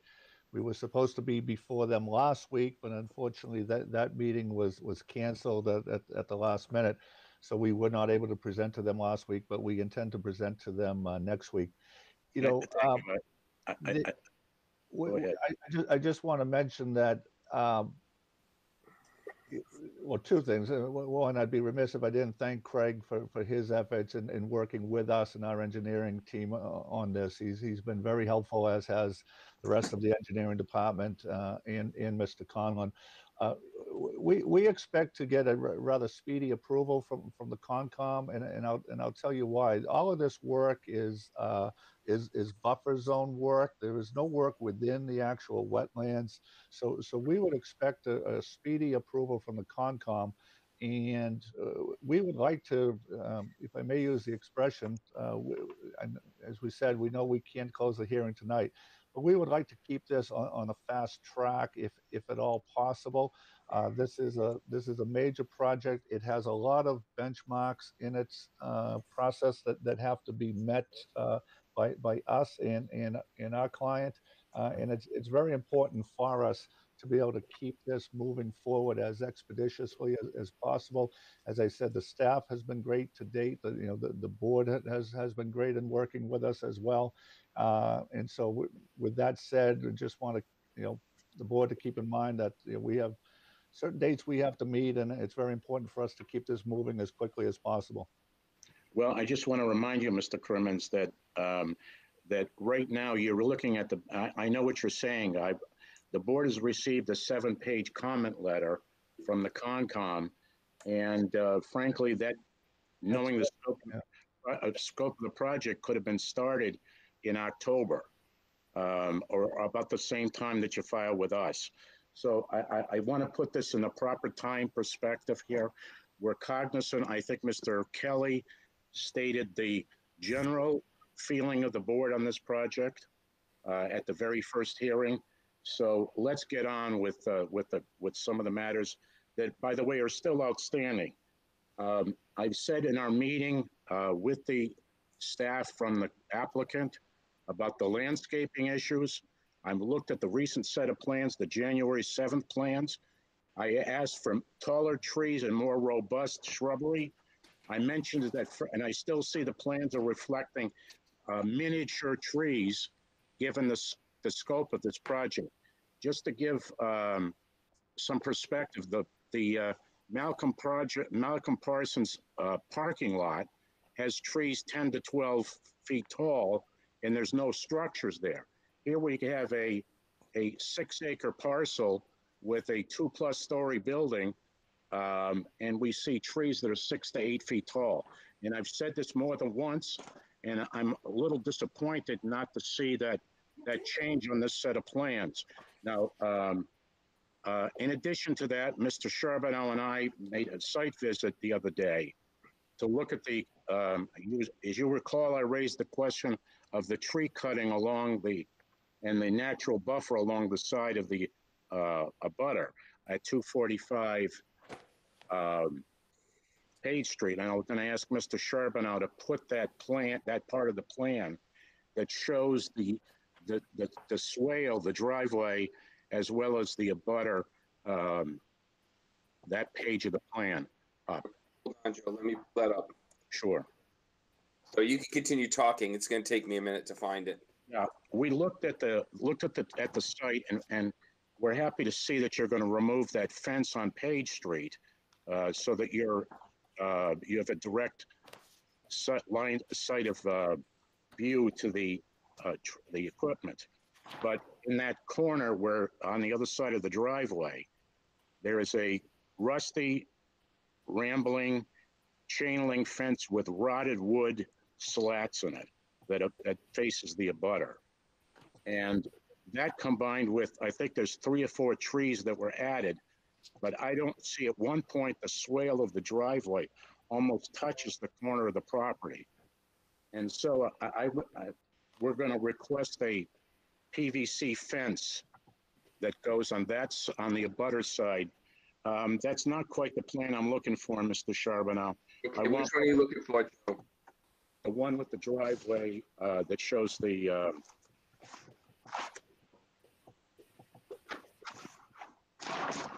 right there? Yes, that will do. Okay. What do you want me to zoom in on? The area up near the abutter that looks like a quarter of a watermelon. Yep.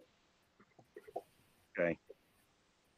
Now there aren't the end of the tree line is that scalloped area. That's the line of work. I'm sorry. I think that's the end of the work.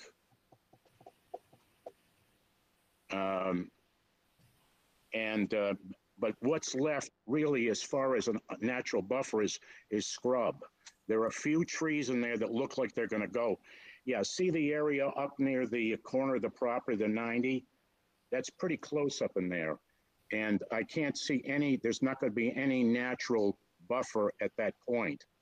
So frankly, there should be an 8-foot tall PVC fence that runs from the corner of the Page Street along the property line to the 90 and across the back of his property.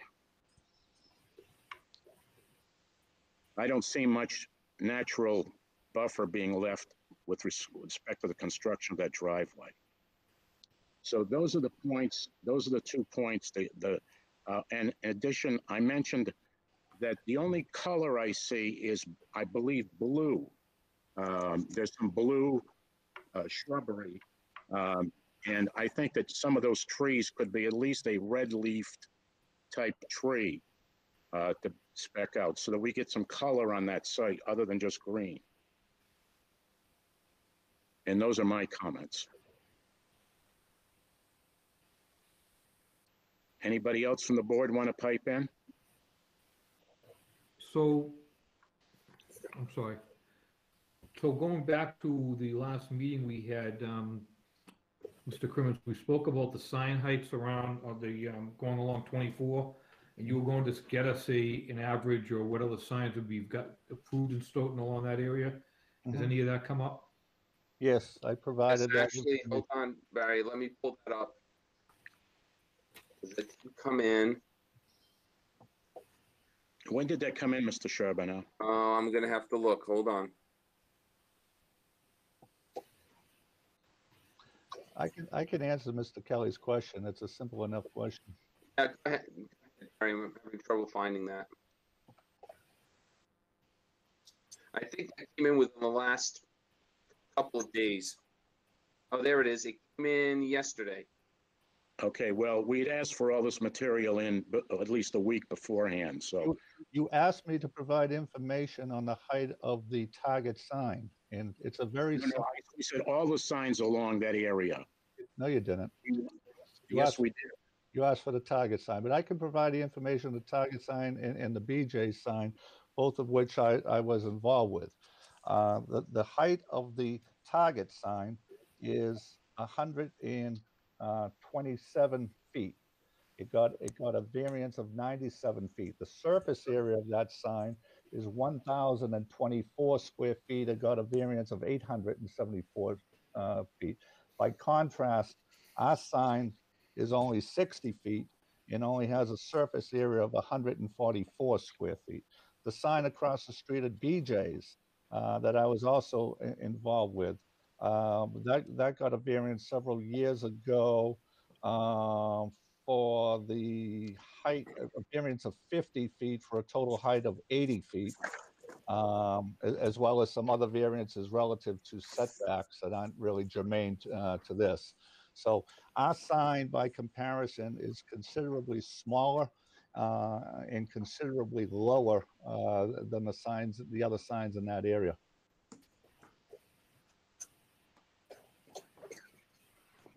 Thank you. The other questions, I mean, I think Mr. Scardino brought it up, was a lot to do with the Concom and the wetlands areas, and I would like to see what's coming out of the Concom at that point, which I believe will be, settled fairly easily. Like you said, Mr. Crimmins, I don't believe there's going to be any major things, because you are running along the border of the wetlands, and I think the Concom will be acceptable to that. But I'm not going to speak for that board. I just think that's what you're doing there is not that adverse in my mind. But that being said, I think if we follow along, we don't get that. We wait for the Concom approval on that part of it. The signage issue, I still am remiss about giving out that type of a thing. And I was not part of the board when those other signs were given out, and I'm only one vote. So maybe there's enough votes to be able to handle that. So that's all. Well, thank you. Unfortunately, on that point, there will not be unless we wait till Mr. Carver gets back, because it's a special permit. Oh, that's a special permit issue? Okay. Requires a 4/5 vote, so. Okay.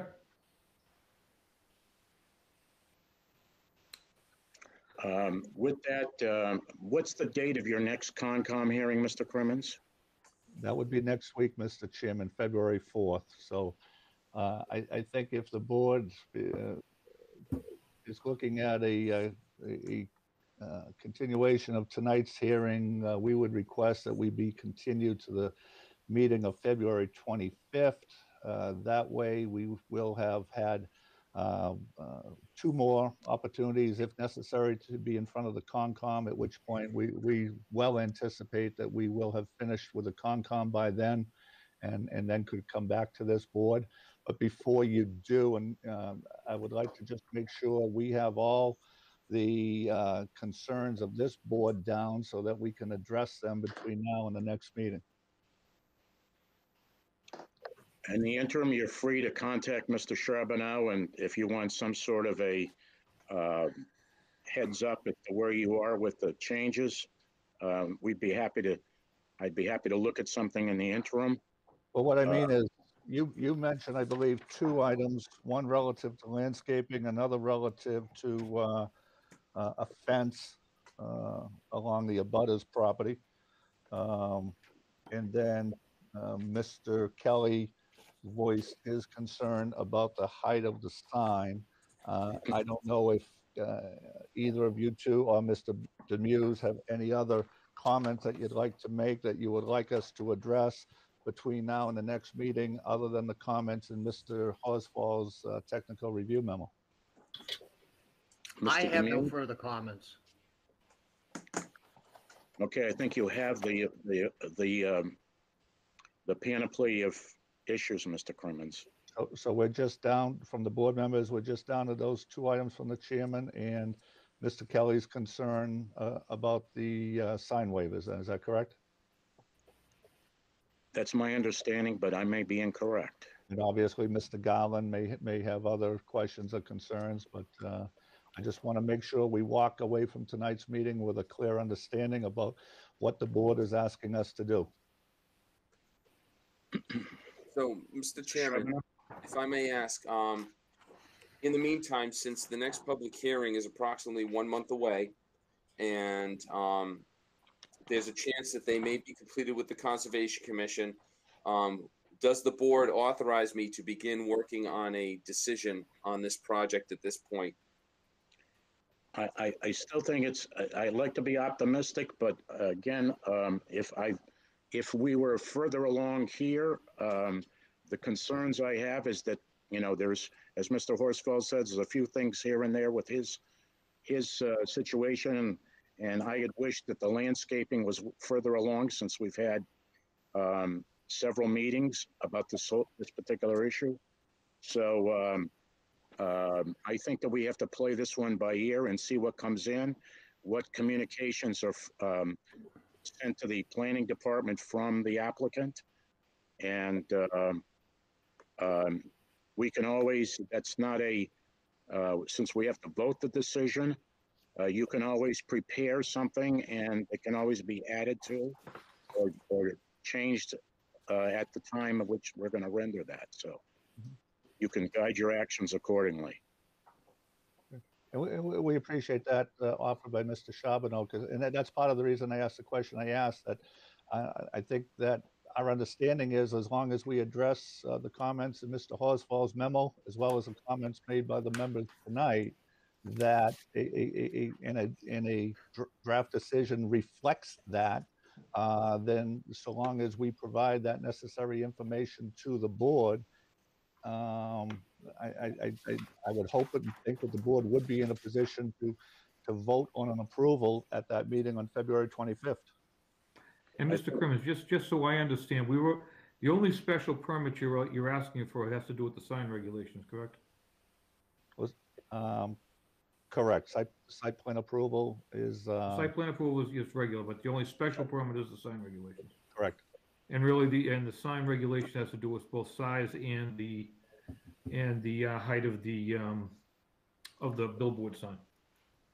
Correct. It's not a billboard sign, but I know what the roadway sign. I'm sorry. Yep. The pole sign. Yep. Okay. Thank you. With that, I'll entertain a motion to continue this matter until the 25th of February. Can I have that Chairman, motion? Mr. Farron has his hand up. I'm not sure if he has a comment. I have, I only, that's right, excuse me. You recognize Mr. Farron? Thank you. Brad Farron, representing Milton Cat, the applicant in this project. And I did want to make a couple comments listening to what's going on tonight. And quite honestly, I want to say thank you to Craig and John for what they have done. And Mr. Chair, I'd be remiss if I didn't say, I heard your comments about landscaping, and I think, as I told you personally, and as we go through this, Milton Cat wants to come to town to be a resident for a long time.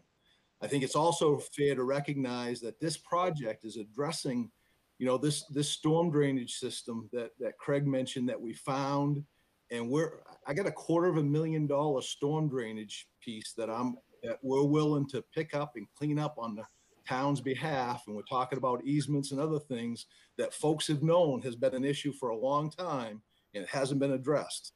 And we're looking at doing that as part of being partners. On the Concom piece, just had some conversations today with Mark Tisdale, and we did hear back from Mr. Conlon, and there's some concerns about the fill that was put in, and I've turned those over to JF White, because I got to make it really clear. We have not purchased this property. We're looking to see if it's feasible for us to be there. And things like the signage and adding trees, whatever, adds those costs. And I'm looking at this. So we're making a decision on whether this is a viable project for us. And yes, so when excuse me, when I hear you say you're disappointed or that we didn't address, we're looking at this project in its entirety. And I just want everyone to know that we're appreciative of the things going forward, but we're also spending a great amount of energy and dollars to bring it forward, but it's not a done deal. And I appreciate everyone moving things along and doing that. But sometimes I feel like there's a little bit of loading on, and I got to assess that, and I got to make a recommendation on whether Stoughton is where we need to be. And I just wanted to put all those cards on the table for everybody to hear that piece of it. We're committed. I've already spent a lot of money and want to continue on, because I think would be a good value and asset to the community, and it's a great place to be. And I just would like to say that we talked about this, sir, from the meeting in Town Hall. The only thing that's a recent addition, we've been, throughout the public hearing process, we've been concerned about the adjoining property. It's a residential property. It's a bit of an anomaly on the street, but it is an existing property and a neighbor. And frankly, their consideration with respect to buffers and everything else have been brought up at every single hearing. You seem to imply by your comments that this was some sort of a last-minute surprise. I just want to inform you that this is totally consistent with the discussion that we've had with you, and especially the landscaping. We talked about that months ago. So again, I want to put things in appropriate context. Nobody is bringing up anything that's out of the ordinary. With respect to the engineering requirements on the drain, that's out of the planning board's bailiwick. We have utmost regards for the engineering department. They're our right hands. And if they're saying that that's a requirement, it's a requirement. Mr. Farron, and from my point of view,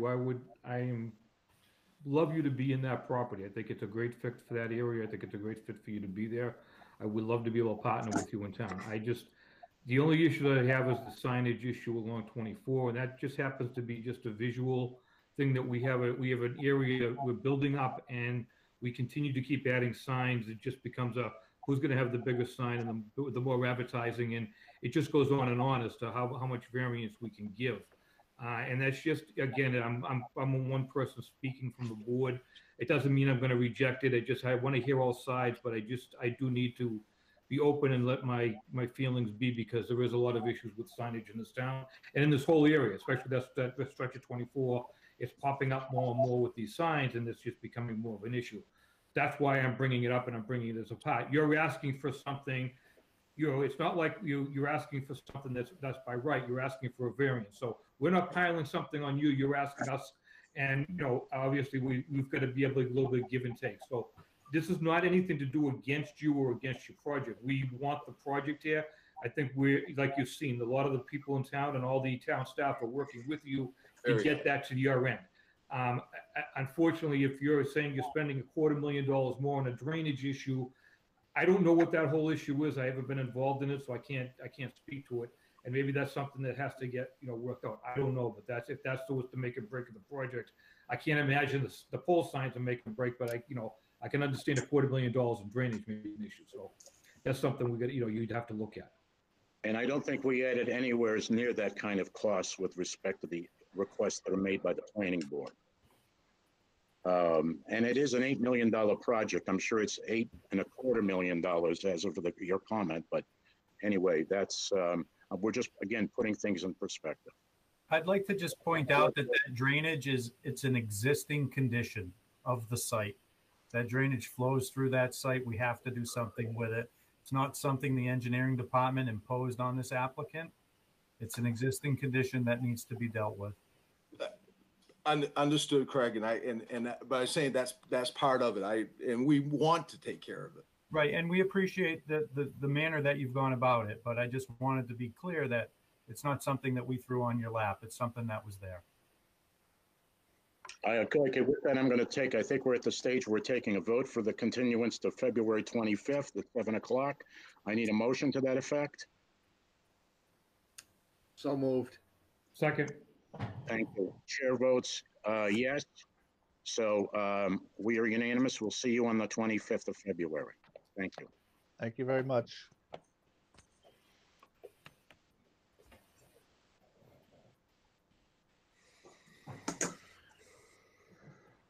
Moving quickly, I need a motion to open up the discussion on the petitioned article rezoning on Pleasant Street.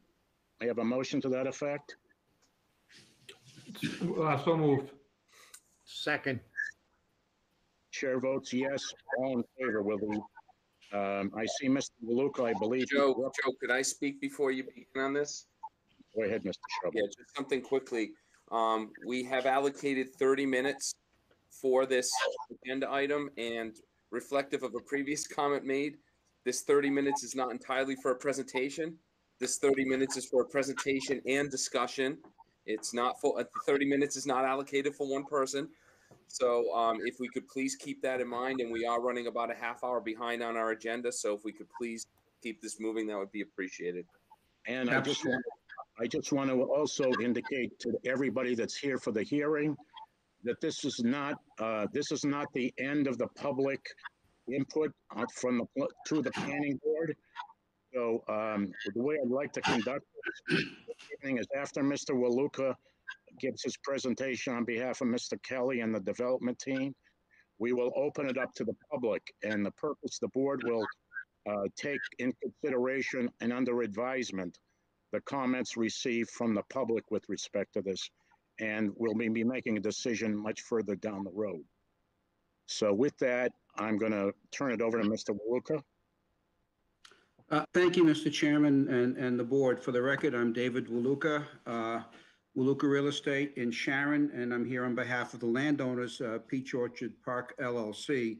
I will probably not be more than 10 minutes, Mr. Chairman, so you'll have time for the others, and I appreciate your going on into the night with this. Here, we filed the warrant article for the rezoning of land on Pleasant Street, currently zoned general business, to the Pleasant Street Senior Housing Zoning District. In addition to being a realtor, I've been a land planner and development consultant since 1968, so I have some background in master plans and writing zoning and so forth, so I'm not here just as a broker. We gave this informal presentation, and just for the record, Mr. Chairman, this is not a hearing, right? This is just informational. Yes, that's correct, Mr. Waluka. When we had the neighborhood meeting last night, and in the letter that I sent out to almost 90 people, everyone within 500 feet and all the town meeting members in precinct 1, I made it an issue out of the fact that we were out there to look for information, to give information and get feedback, and that this meeting with the board was for the same reason. The public hearing on the zoning article, I'm guessing, will be sometime in March. On the plan that you see up, it's the general location circled in blue. Pleasant Street, of course, is Route 139, one of the major accesses to Stoughton from Route 24. Next one, John. Thank you. Coming in closer, you see the property fronting on Pleasant Street, abutted by Lowe's Ave, the Dawes School, which, by the way, was once Hanson land, and conservation land. Over the years, it's been the subject of rezoning or reuse attempts, all of which failed to move forward. Peach Orchard acquired the property to develop it as permitted by the current zoning and have been working towards that goal when this new opportunity arose. Next one, John. Last year, this board approved this subdivision plan as per the requirements for the general business zone. As you'll see in the upcoming slides, the question of water looping was raised, and the creation of a loop made a condition of the subdivision approval. In our presentation last night, when we were offering the binary choice of the current use or the proposed use, I made it clear that water looping is going to happen either way. It has nothing to do with the rezoning. It was part of the subdivision approval. Peach Orchard was preparing plans for commercial development when they were approached by Oxford Development Group out of Rhode Island, who want to build age-qualified senior housing. We gave them a complete history of the previous attempt to develop it for a similar use and why we believed it failed. It took all of that into account and believed they could do a better job and respond effectively to the concerns that may not have been addressed adequately previously. Next slide, please, John. This is the planner in me. This was my overall vision for the property if it's rezoned. Lots 1 and 2 would house the senior housing. Lot 3, as you know, is currently in the permitting application stage for self-storage with hopes that that can be in construction in 2021. The land on the left, which Peach Orchard does not own but has under agreement, would be good for higher level uses compatible with the development of the rear 9 acres. Those uses, as well as the development of Lot 3, are allowed by right, subject to site plan approval under the current general business zoning. Next slide, please, John. This is a rendering of what Oxford would like to build under the PSSHD zoning. There are 155 two-bedroom senior living units, no 3-bedrooms. They've pushed the buildings as far away as possible from Low Ave, given the constraints of the land. And if you look at the driveways, they're actually putting the parking under the buildings. That's what these driveways represent. That minimizes the amount of surface parking and maximizes the potential for open space and buffer development. Also see the water loop out to the Dawes School, as well as a proposed gated emergency access way for emergency vehicles along the path of that loop. The Oxford team is hardly new to this type of development. Next slide, please. On the upper left are Amelia Apartments in Dartmouth, Mass. These are up. Below that is Crescent View in East Providence, Rhode Island. On the upper right, they're about to break ground on this project in Milton, Massachusetts. And below that is Vistas on the trail in East Greenwich, Rhode Island. Note on that lower right one, on the right side, the garage entry because that building also has a garage under. So they've been here before. They have lots of experience in doing this, and none of these designs are the same, as you can see. They don't do cookie cutters, and they will work with the neighbors in the town to create something that's appropriate for the site. You can go to the next one, John. Thank you. And here are the plans for development that Peach Orchard has been preparing concurrent with Oxford's desires to build their project. While some details may change as they go through the approval process, the use itself is fully allowed and compliant with the current general business zoning. Again, as you know, Mr. Chair, when you go through site plan approvals, things can change to satisfy the neighbors, the planning board, and anyone else who has any interest in it. Once again, you see the 3-lot storage building on the right, for which permitting is being prepared for submission and construction, hopefully to begin this year. The 2 buildings on lot 1 and 2 are an iteration of self-storage and business bays. And once again, you see the water main loop through to the Dawes School, as well as the gated emergency access way. So what does this use, what might it look like? Next slide, please, John. These are, I just looked for examples that we could all look at. So these are the Boston business bays on Route 1 in Foxborough. They're near the State Police Barracks. They're designed for occupied by small businesses, contractors, craftspeople, things like that. They've been around a while. I actually did a use like this when we did Barnstable Research Park in Hyannis many years ago. That was one of the first of this kind of use. I was not involved with this one, but it was the closest example that you could take a ride over and look and see what it would look like. And the next slide, please. As for the self-storage, this is a generic sketch which shows what they might look like. Again, the building configuration on the sketch plan is just that. It's fully compliant. It could look like this. And we won't know that unless we actually put pen to paper for an application, which we're not going to do unless we know which way the land is going to go. Next chart. So I don't expect you to read the whole chart, but I wanted to show with color coding some of the differences between what the current zoning and that which is on the warrant. We made the minimum land area for the senior housing 3 acres in response to concerns that this rezoning might be duplicated all over town on small parcels. We reduced the maximum building area from 70% to 50% for the other uses and to 40% for senior housing. We doubled the open space requirement for other uses and tripled it for the senior housing.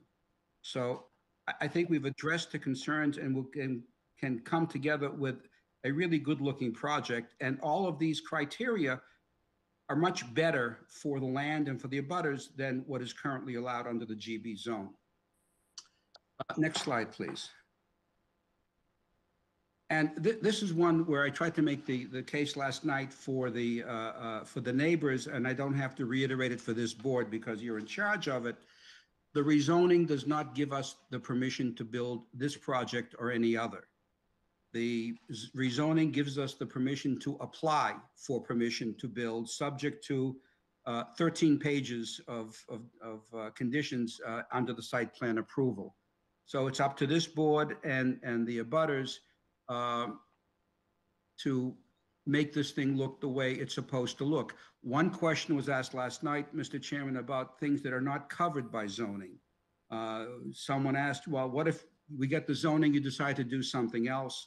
And that can be done with a development agreement. And I explained to the neighbors what that was. This board understands what a development agreement is. Next slide, please. And the last one, by the way.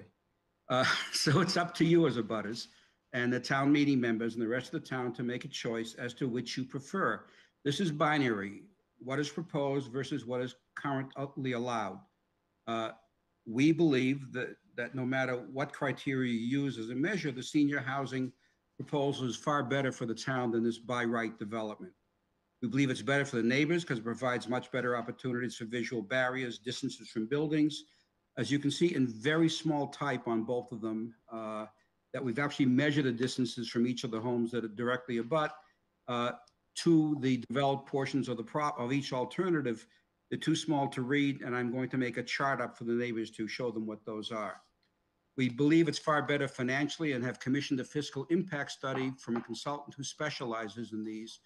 He's still doing his research. He's spoken to the fire department about things like ambulance runs, to the police department about calls, to the assessors about revenues, and to the school department to see if kids of any kind come out of these kinds of units. This is 55 plus senior housing. As part of the site plan approval process, we'll have to revisit traffic, which was not found to be problematic then. When the previous studies were done, clearly we have to do a new study, and hopefully once COVID is gone, we can do a new one. Right now, they're using iterations of older studies because current traffic is not indicative of what's going on. The town's master plan clearly identified the dire need for this type of housing. On page 60, it talks about the housing that meets the needs of seniors and also continues to be a priority as the population ages. And we think we satisfy that in an environmentally sensitive way, in a visually sensitive way, and in a financially advantageous way, which we'll have to prove to you with the rezoning. With that, I'd be happy to answer any questions. I see that Mr. Zamanian is the first hand raised. Just so that you know, the public listening, our process will be use the raised hand. We'll try to follow, and Mr. Charbonneau will also be looking to make sure that we try to keep people in order of the hands being raised so that we call on you in order. So if you please, please follow that housekeeping rule. And we will endeavor to hear as many as possible. However, we do have some time constraints this evening, so we're going to try to get through as many comments as we can. This is not the only opportunity for the public to opine to the planning board. Again, I just want to reiterate to those of you who've just recently tuned in. With that, Mr. Zamanian, you have the floor. Thank you, Mr. Chair. There's a great number of instances here that could be rebutted in Mr. Waluka's statement, but I would just like to read a statement to you, the planning board, tonight, and I want to thank you for your time to do that. I'd like to take a moment to express some of the frustrations we, as an affected community, are experiencing with the possible development of the land at 600 Pleasant Street. This was brought to the attention of the community that Mr. Kelly had contacted the town and let them know about his intent to have the zoning changed on part of this property. Not once were the residents asked how they feel about this or if there would be support for a zoning change. Instead, a petitioned article was filed with the town clerk's office to be placed on the 2021 annual town meeting warrant. A number of the residents approached town staff and asked if the town, who had already entered into discussion with the developer, mind you, would please speak to the developer and encourage him to sit with the residents to see if an agreement could be reached and both parties concerned could be addressed. We were told in no uncertain terms that this was not going to happen. The developer was going to build what he wants and is not interested in hearing the concerns of the community. It was further stated that if he didn't accept what he chose to do, then he would load the property with storage, regardless of how that would impact our neighborhood. This response was, to say the least, disappointing. Community relations with local developers is the heart of smart development in our town, something this board has always held in high regard in the past. The community is not opposed to development. We understand Mr. Kelly has a right to develop his land, and we respect that right. A single-use development is acceptable to the community. What is not acceptable is the utter lack of respect this developer has shown our community. We live here, work here, socialize together. We are neighbors that pay attention to each other's needs. We care about our homes and the safety of our families. It is not appropriate to put high-density housing, retail space, office space, and storage rental facilities smack in the middle of a quiet acre lot neighborhood whose infrastructure is already heavily burdened. Our water pressure is negligible and our roadways are under duress. Building a small city would negatively impact the quality of life for our residents. I am asking the board to consider our point of view and recommend a single use for this property in the future. I would further encourage the developer to make an honest effort to sit with the residents and negotiate a plan for the future of this property that we can all be proud of. And Mr. Chair, I want to thank you and the board for your time tonight. Thank you, Mr. Zemanian. Anybody else would like to speak on this subject? Can I see a raised hand? Mr. Sherbanow, do you see anybody? I don't see any. Oh, Mr. or Ms. Cushman, you have the floor. Thank you. I'm Cindy Cushman, 560 Pleasant Street. And I just wanted to state that it started, I feel like we're going full circle, right? So we've been told, started with Calamar, you know where that all went. And then we were told that it was going to be a, lovely development with a beer garden and some pottery barns and landscape consideration. Then that was pulled off, no conversation. Then we were told we're going to be stuffed with storage units. Then we were told that a landscaper was going to buy all of the property and turn into a landscaping haven for storage of their facilities. Then we were told that it was going to be Calamar, which is what I'm looking at exactly. I know I know there's been discussion of this one looks different. It looks exactly the same. It looks to be 3 to 4 stories. It looks to be spot zoning, and it looks like it's avoiding the single use. That's my comments. Thank you. Thank you. The next speaker from the public. Do you have anybody else that would like to speak? Mr. Fox? There's a Michelle Kaserman that's got her hand up. Yeah, Dan, she's had her hand up ever since that public hearing on the 2-lot subdivision. So I apologize. I didn't realize my hand was still up. Thank you. Okay. There's a Juan Fox. Yeah. Yes, Mr. Fox. Thank you.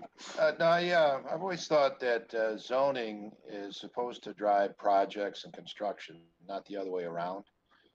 Zoning is used by the town to control the growth of the town, and to modify it in piecemeal, it just seems to go against how zoning should be treated. So, in my point of view, this property should be either general business or residential, but it should be, contiguously that way, not broken up into patch work zoning.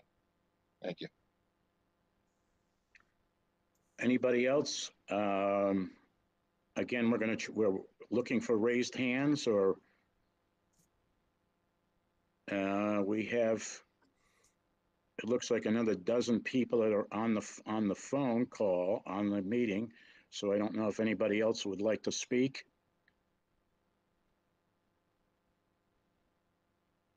Ms. Rossi, did you want to speak?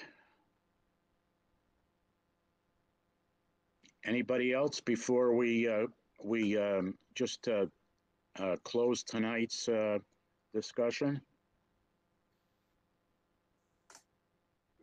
So, Joe, if I could, I believe that we'd be looking at a public hearing on this project at one of the meetings in March. Okay, so people, I did announce. People should be aware of that and keep their eye open for one of those 2 meetings in March, either the 2nd or the 4th. So, if the board would like to give me a preference of which meeting they prefer. Any preference? The way things are going now, John, can you project out the? Well, I was thinking it may be a good idea to have it at the 2nd meeting in March, since that's when Mr. Caba will be attending the meetings again, so we have a chance to have a full board on such an important issue. So that would be my recommendation, to have the the meeting, second meeting in March be the public hearing. I did, thank you. We'll consider that, consider your recommendation. I did see Ms. Nolan that wanted to speak, so I'm going to yield the floor to Ms. Nolan. Hi, Go ahead. I'm Rosemary Nolan, 591 Pleasant Street, and I'm directly across the opening into this project. And I will fight to the end to stop this because my property is being affected by the traffic that is going up and down in front of my house. And now to have all these people and emergency vehicles going in and out, and the storage and everything about, 55 and over, they're going to be coming out of that street onto Pleasant Street, and the people have to take a left onto Pleasant Street to go to Boston, are in big trouble because it's almost a blind driveway coming out of there. And there'll be accidents in front of my house. There'll be accidents. It doesn't fit with our neighborhood whatsoever. And that's all I have to say. Thank you, Ms. Nolan. Particular as anybody else that's up there. I see Mr. Zemanian has his hand raised again. Mr. Zemanian?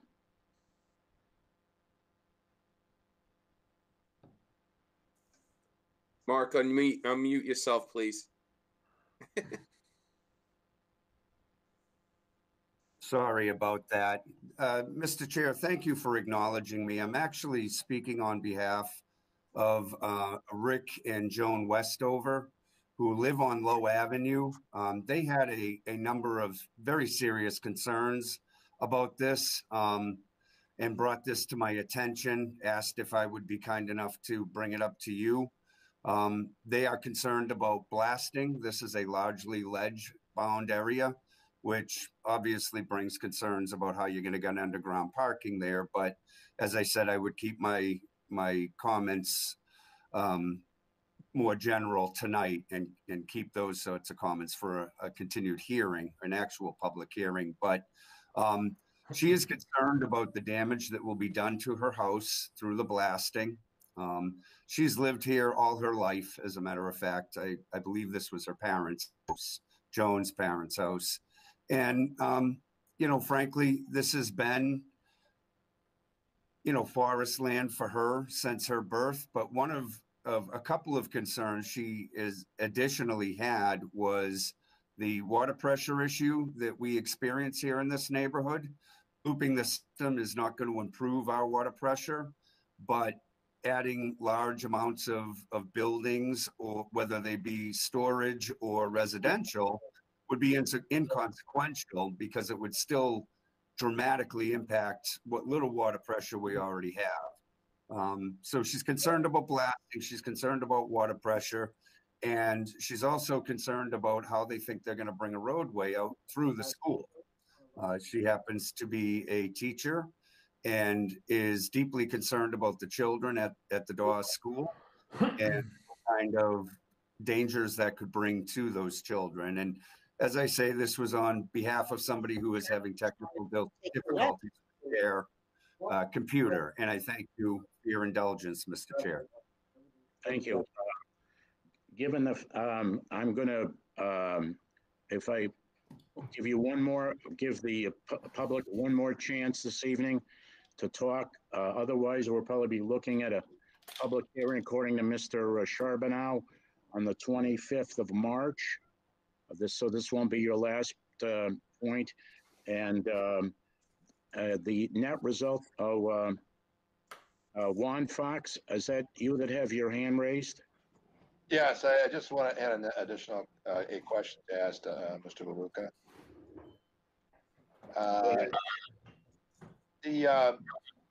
The option of the storage facility, in other words, then GB, it stays GB. I I noticed that the difference between that, one of the differences, general differences between that and the version where they have the change of the zone, is that the storage units don't seem to have taken into account of providing some kind of buffer between the buildings and the abutters,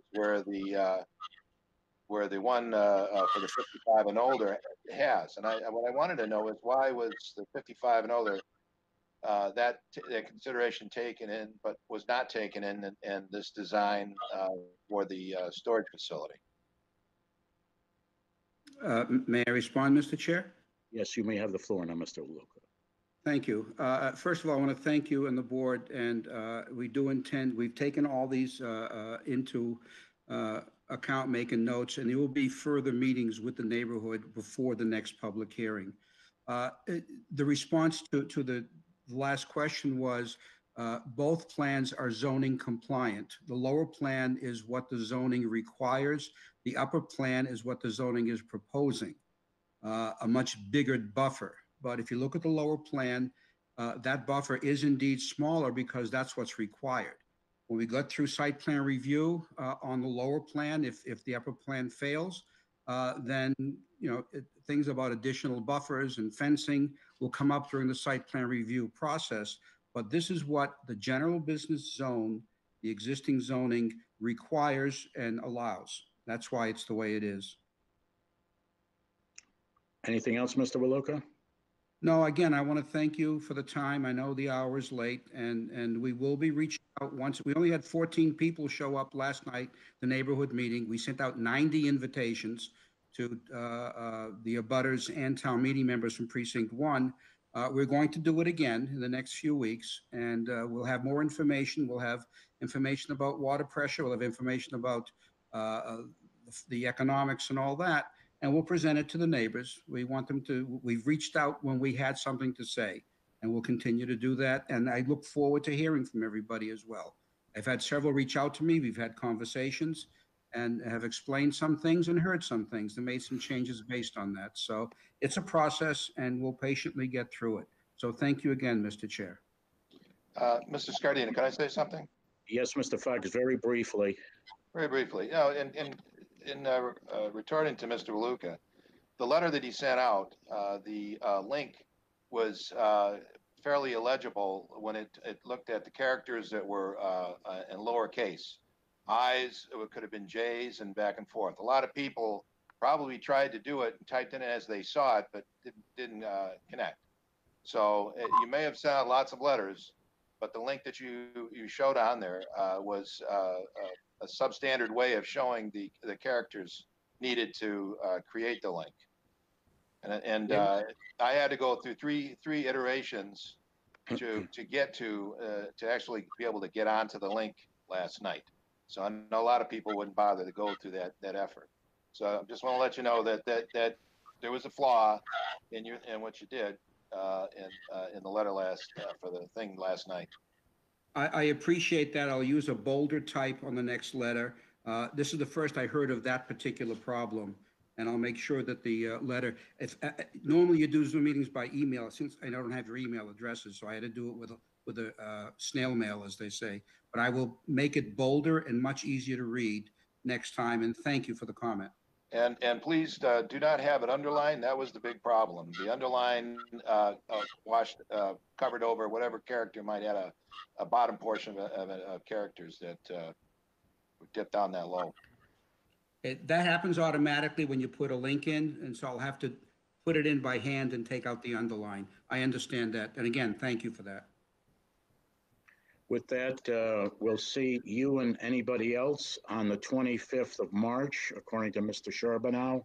Thank you very much. With that, I'm going to move to the next item, which is the discussion of downtown rezoning. Could I have a motion to that effect? So moved. A second? Second. Thank you, Mr. Demuse. Chairman votes yes. The way I'd like to proceed on this particular subject is I want to introduce the newest iteration that Dan and I worked on, and I'm going to ask Mr. Sherba now if he would be kind enough to load it. Okay. And I'm going to. So Joe, would that be? You guys sent that in the email, correct? Yes. Okay. Did that come? That came from you or Dan? Dan. Came from me.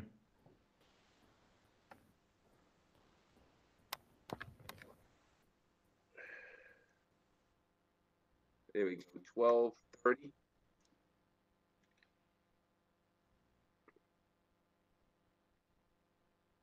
Well, you're doing that, Mr. Sherba. Now, just for the sake of anybody else that's on here, I'm going to let Mr. Kelly start the discussion off with respect to the signage, since he's put a great deal of time and effort into that.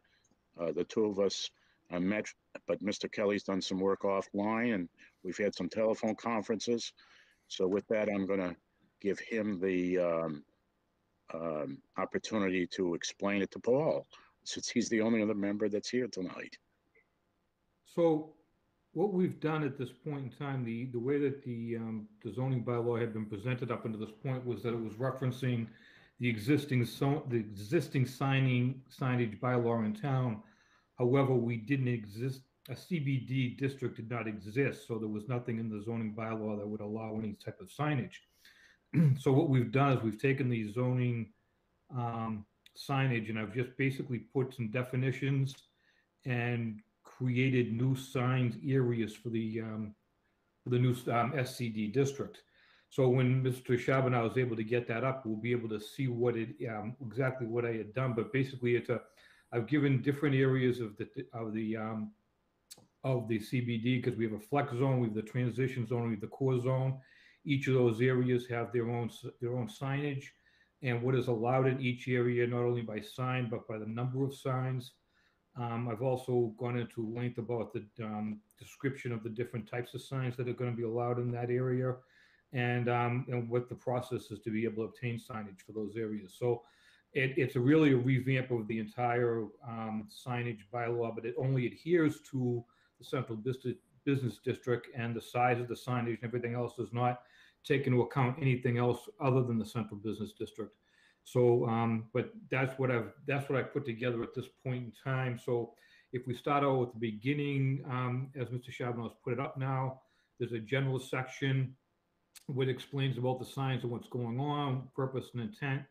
I'm not going to read the entire thing. If you want, we can, but architectural compatibility, it's consistent with area. So if we can keep on going up, John, we have the definitions and the regulations for different types of signs going on, and what each one of them mean, and how we're describing them. And as that goes on, it also talks about what size signs in the different areas it could be. I've put together a table as we go up that gives the different wall sign standards and what the signage will be based upon either wall area, based upon what type of building it is, or what type of sign it is. So that is very well spelled out. I'm sure that it can be much more worked on as more people take a look at this, and there's going to be a lot of comments with it. And I'm sure that there's going to be another way of structuring it. This is not the end all and by all, I'm sure, but at least it's a point of we have in the zoning bylaw now that didn't exist into this area, so that we have some say over what's happening with the signage. You can keep going up, John.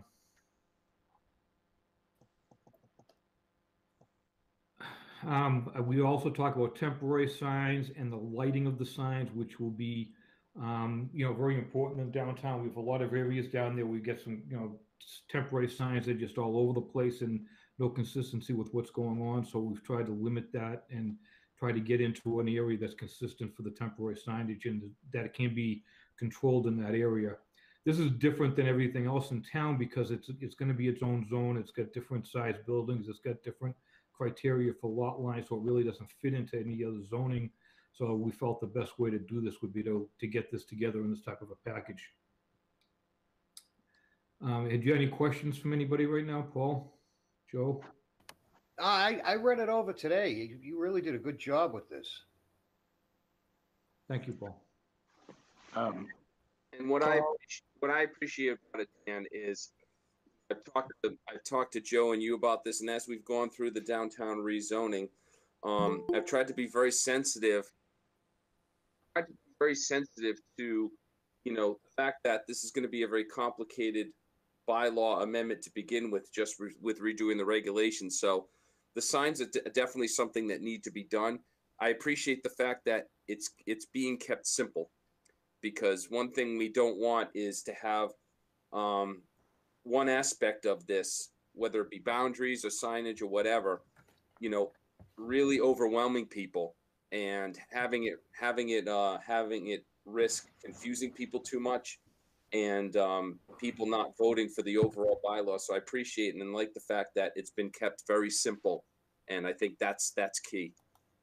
Well, just to embellish a bit on Mr. Kelly's comments, we thought that there were two main flaws, other than the major one that Mr. Kelly referred to at the beginning of his discussion, that we were lacking. We found that we were coming across terms that had no legal meanings to them. So it left it up to the board to interpret. And whenever that happens, you get uncertainty and lack of uniformity in terms of the implementation of the bylaw. And second of all, it lacked dimensional specificity. They were very general terms, and they were rather generous. And so the table that was generated was done with a great deal of thought about what we felt necessary in order to allow the business to market itself competitively without giving people billboards to put on their front of their businesses. So that was the kind of the philosophy that we went into it. And some of the models that we looked at, just to explain what other people do, there was another community that we looked at where the signage bylaw, now this was not just for a district, but it was for the whole town, was municipality, I think it may have been a city, was 44 pages. So we tried to pick the essence, and I think Mr. Kelly did a good job doing that, so that we had guidance and uniformity and predictability without having something that resembles Goethe's Faust in terms of the number of pages. So that's a great point, Joe. It's actually what Dan has accomplished is actually very difficult. It is easy to create a long document. It's much tougher to take something complicated and boil it down to the key points and keep it simple like he has. So that's a big challenge. We're not saying it's perfect, but as that great philosopher said, the enemy of better is perfect. So with that, I think that we've really we're interested in rolling this out and seeing what others think of it. But we wanted to start here with the board, and it's too bad we don't have another couple voices here this evening. But John does want to start engaging in a public rollout so that we can get some feedback. And and to that point, we've John, I've sent you an updated table for the dimensional regulations. Okay. We went through the area, but I did go through the width and the depth of the lots, and made comments on those. So if we could get those out to the board members, I'd appreciate that. And if make that part of what you give out to Witten and Horsley would be good. The other issue being is that I think I put it in an email to you, that we have some discrepancy over the amount of lots or the quantity of lots that are going to be in the SCD, and also into each of the transition into each of the areas. Now I know that each of the sub-districts are being changed right now. We're moving the core and some of the transition units around. So that's going to change some of that internally, but we need to figure out exactly how many lots we've got in total. And I've just got some discrepancy in information that's been given to me. So we need to look at that. Well, actually, I'm glad you brought that up, Dan, because I'm not going to bring it up tonight because of the time we're at. But I did have an idea for tweaking the internal boundary of the core and the transition on the east side of Washington Street a little bit more, and I won't bring it up tonight. But I'd like to we have a fairly light agenda on the 11th, so I'd actually like to continue this conversation on the 11th if we could. I think That that's would be good. Pick up Mr. Garland. Yeah, and also what I would request from you gentlemen tonight is, I know there's been some talk about this, and I would like to get the blessing of the planning board to do this.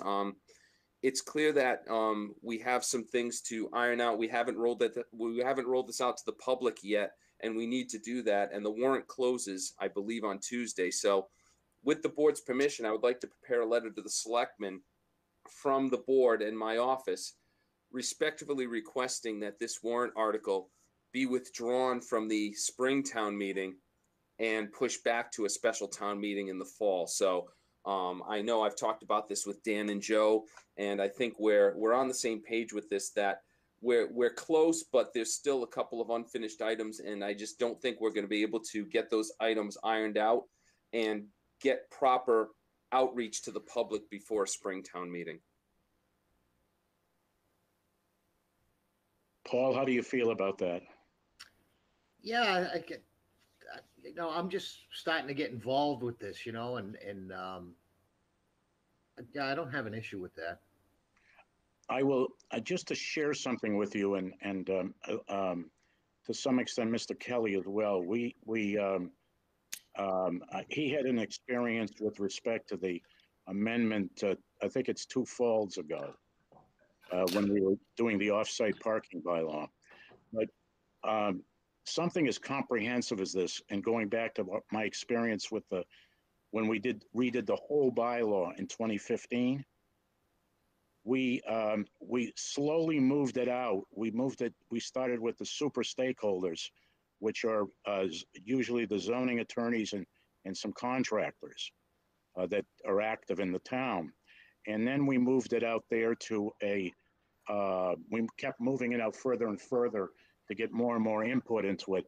And we had at least 3 public engagement and then 1 official public hearing required by the state statute for zoning. So we actually had 4 cracks. That was a much larger project than this is.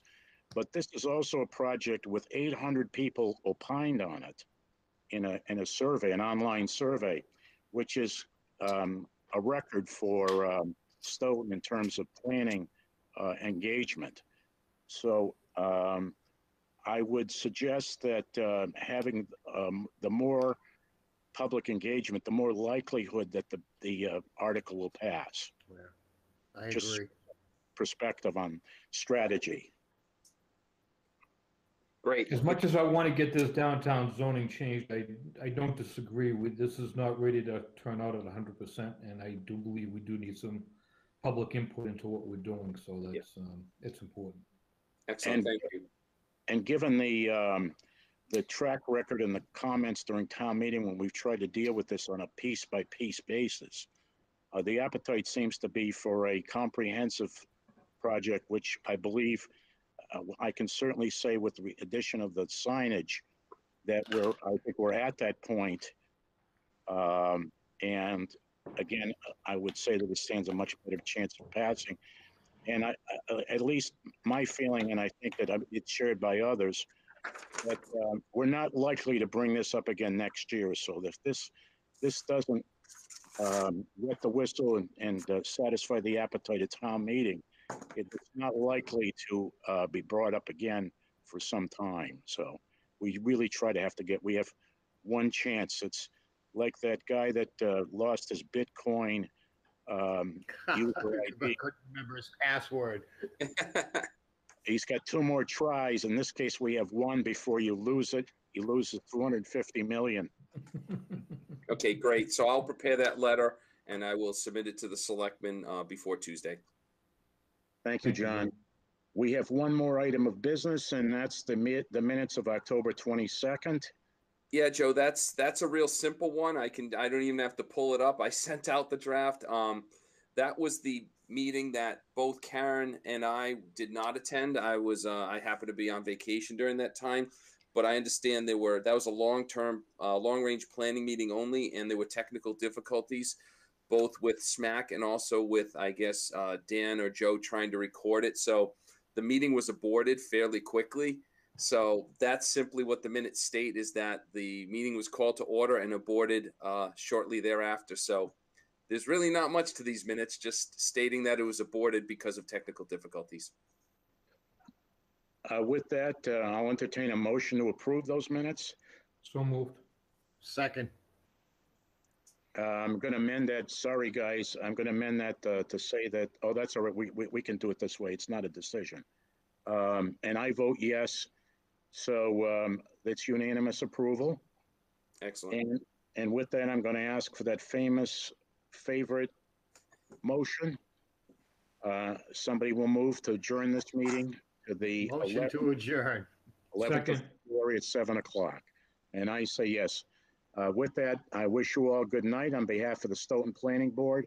We'll see you on February 11th at 7 p.m. Great. Thank you Excellent very job, much. guys. That was a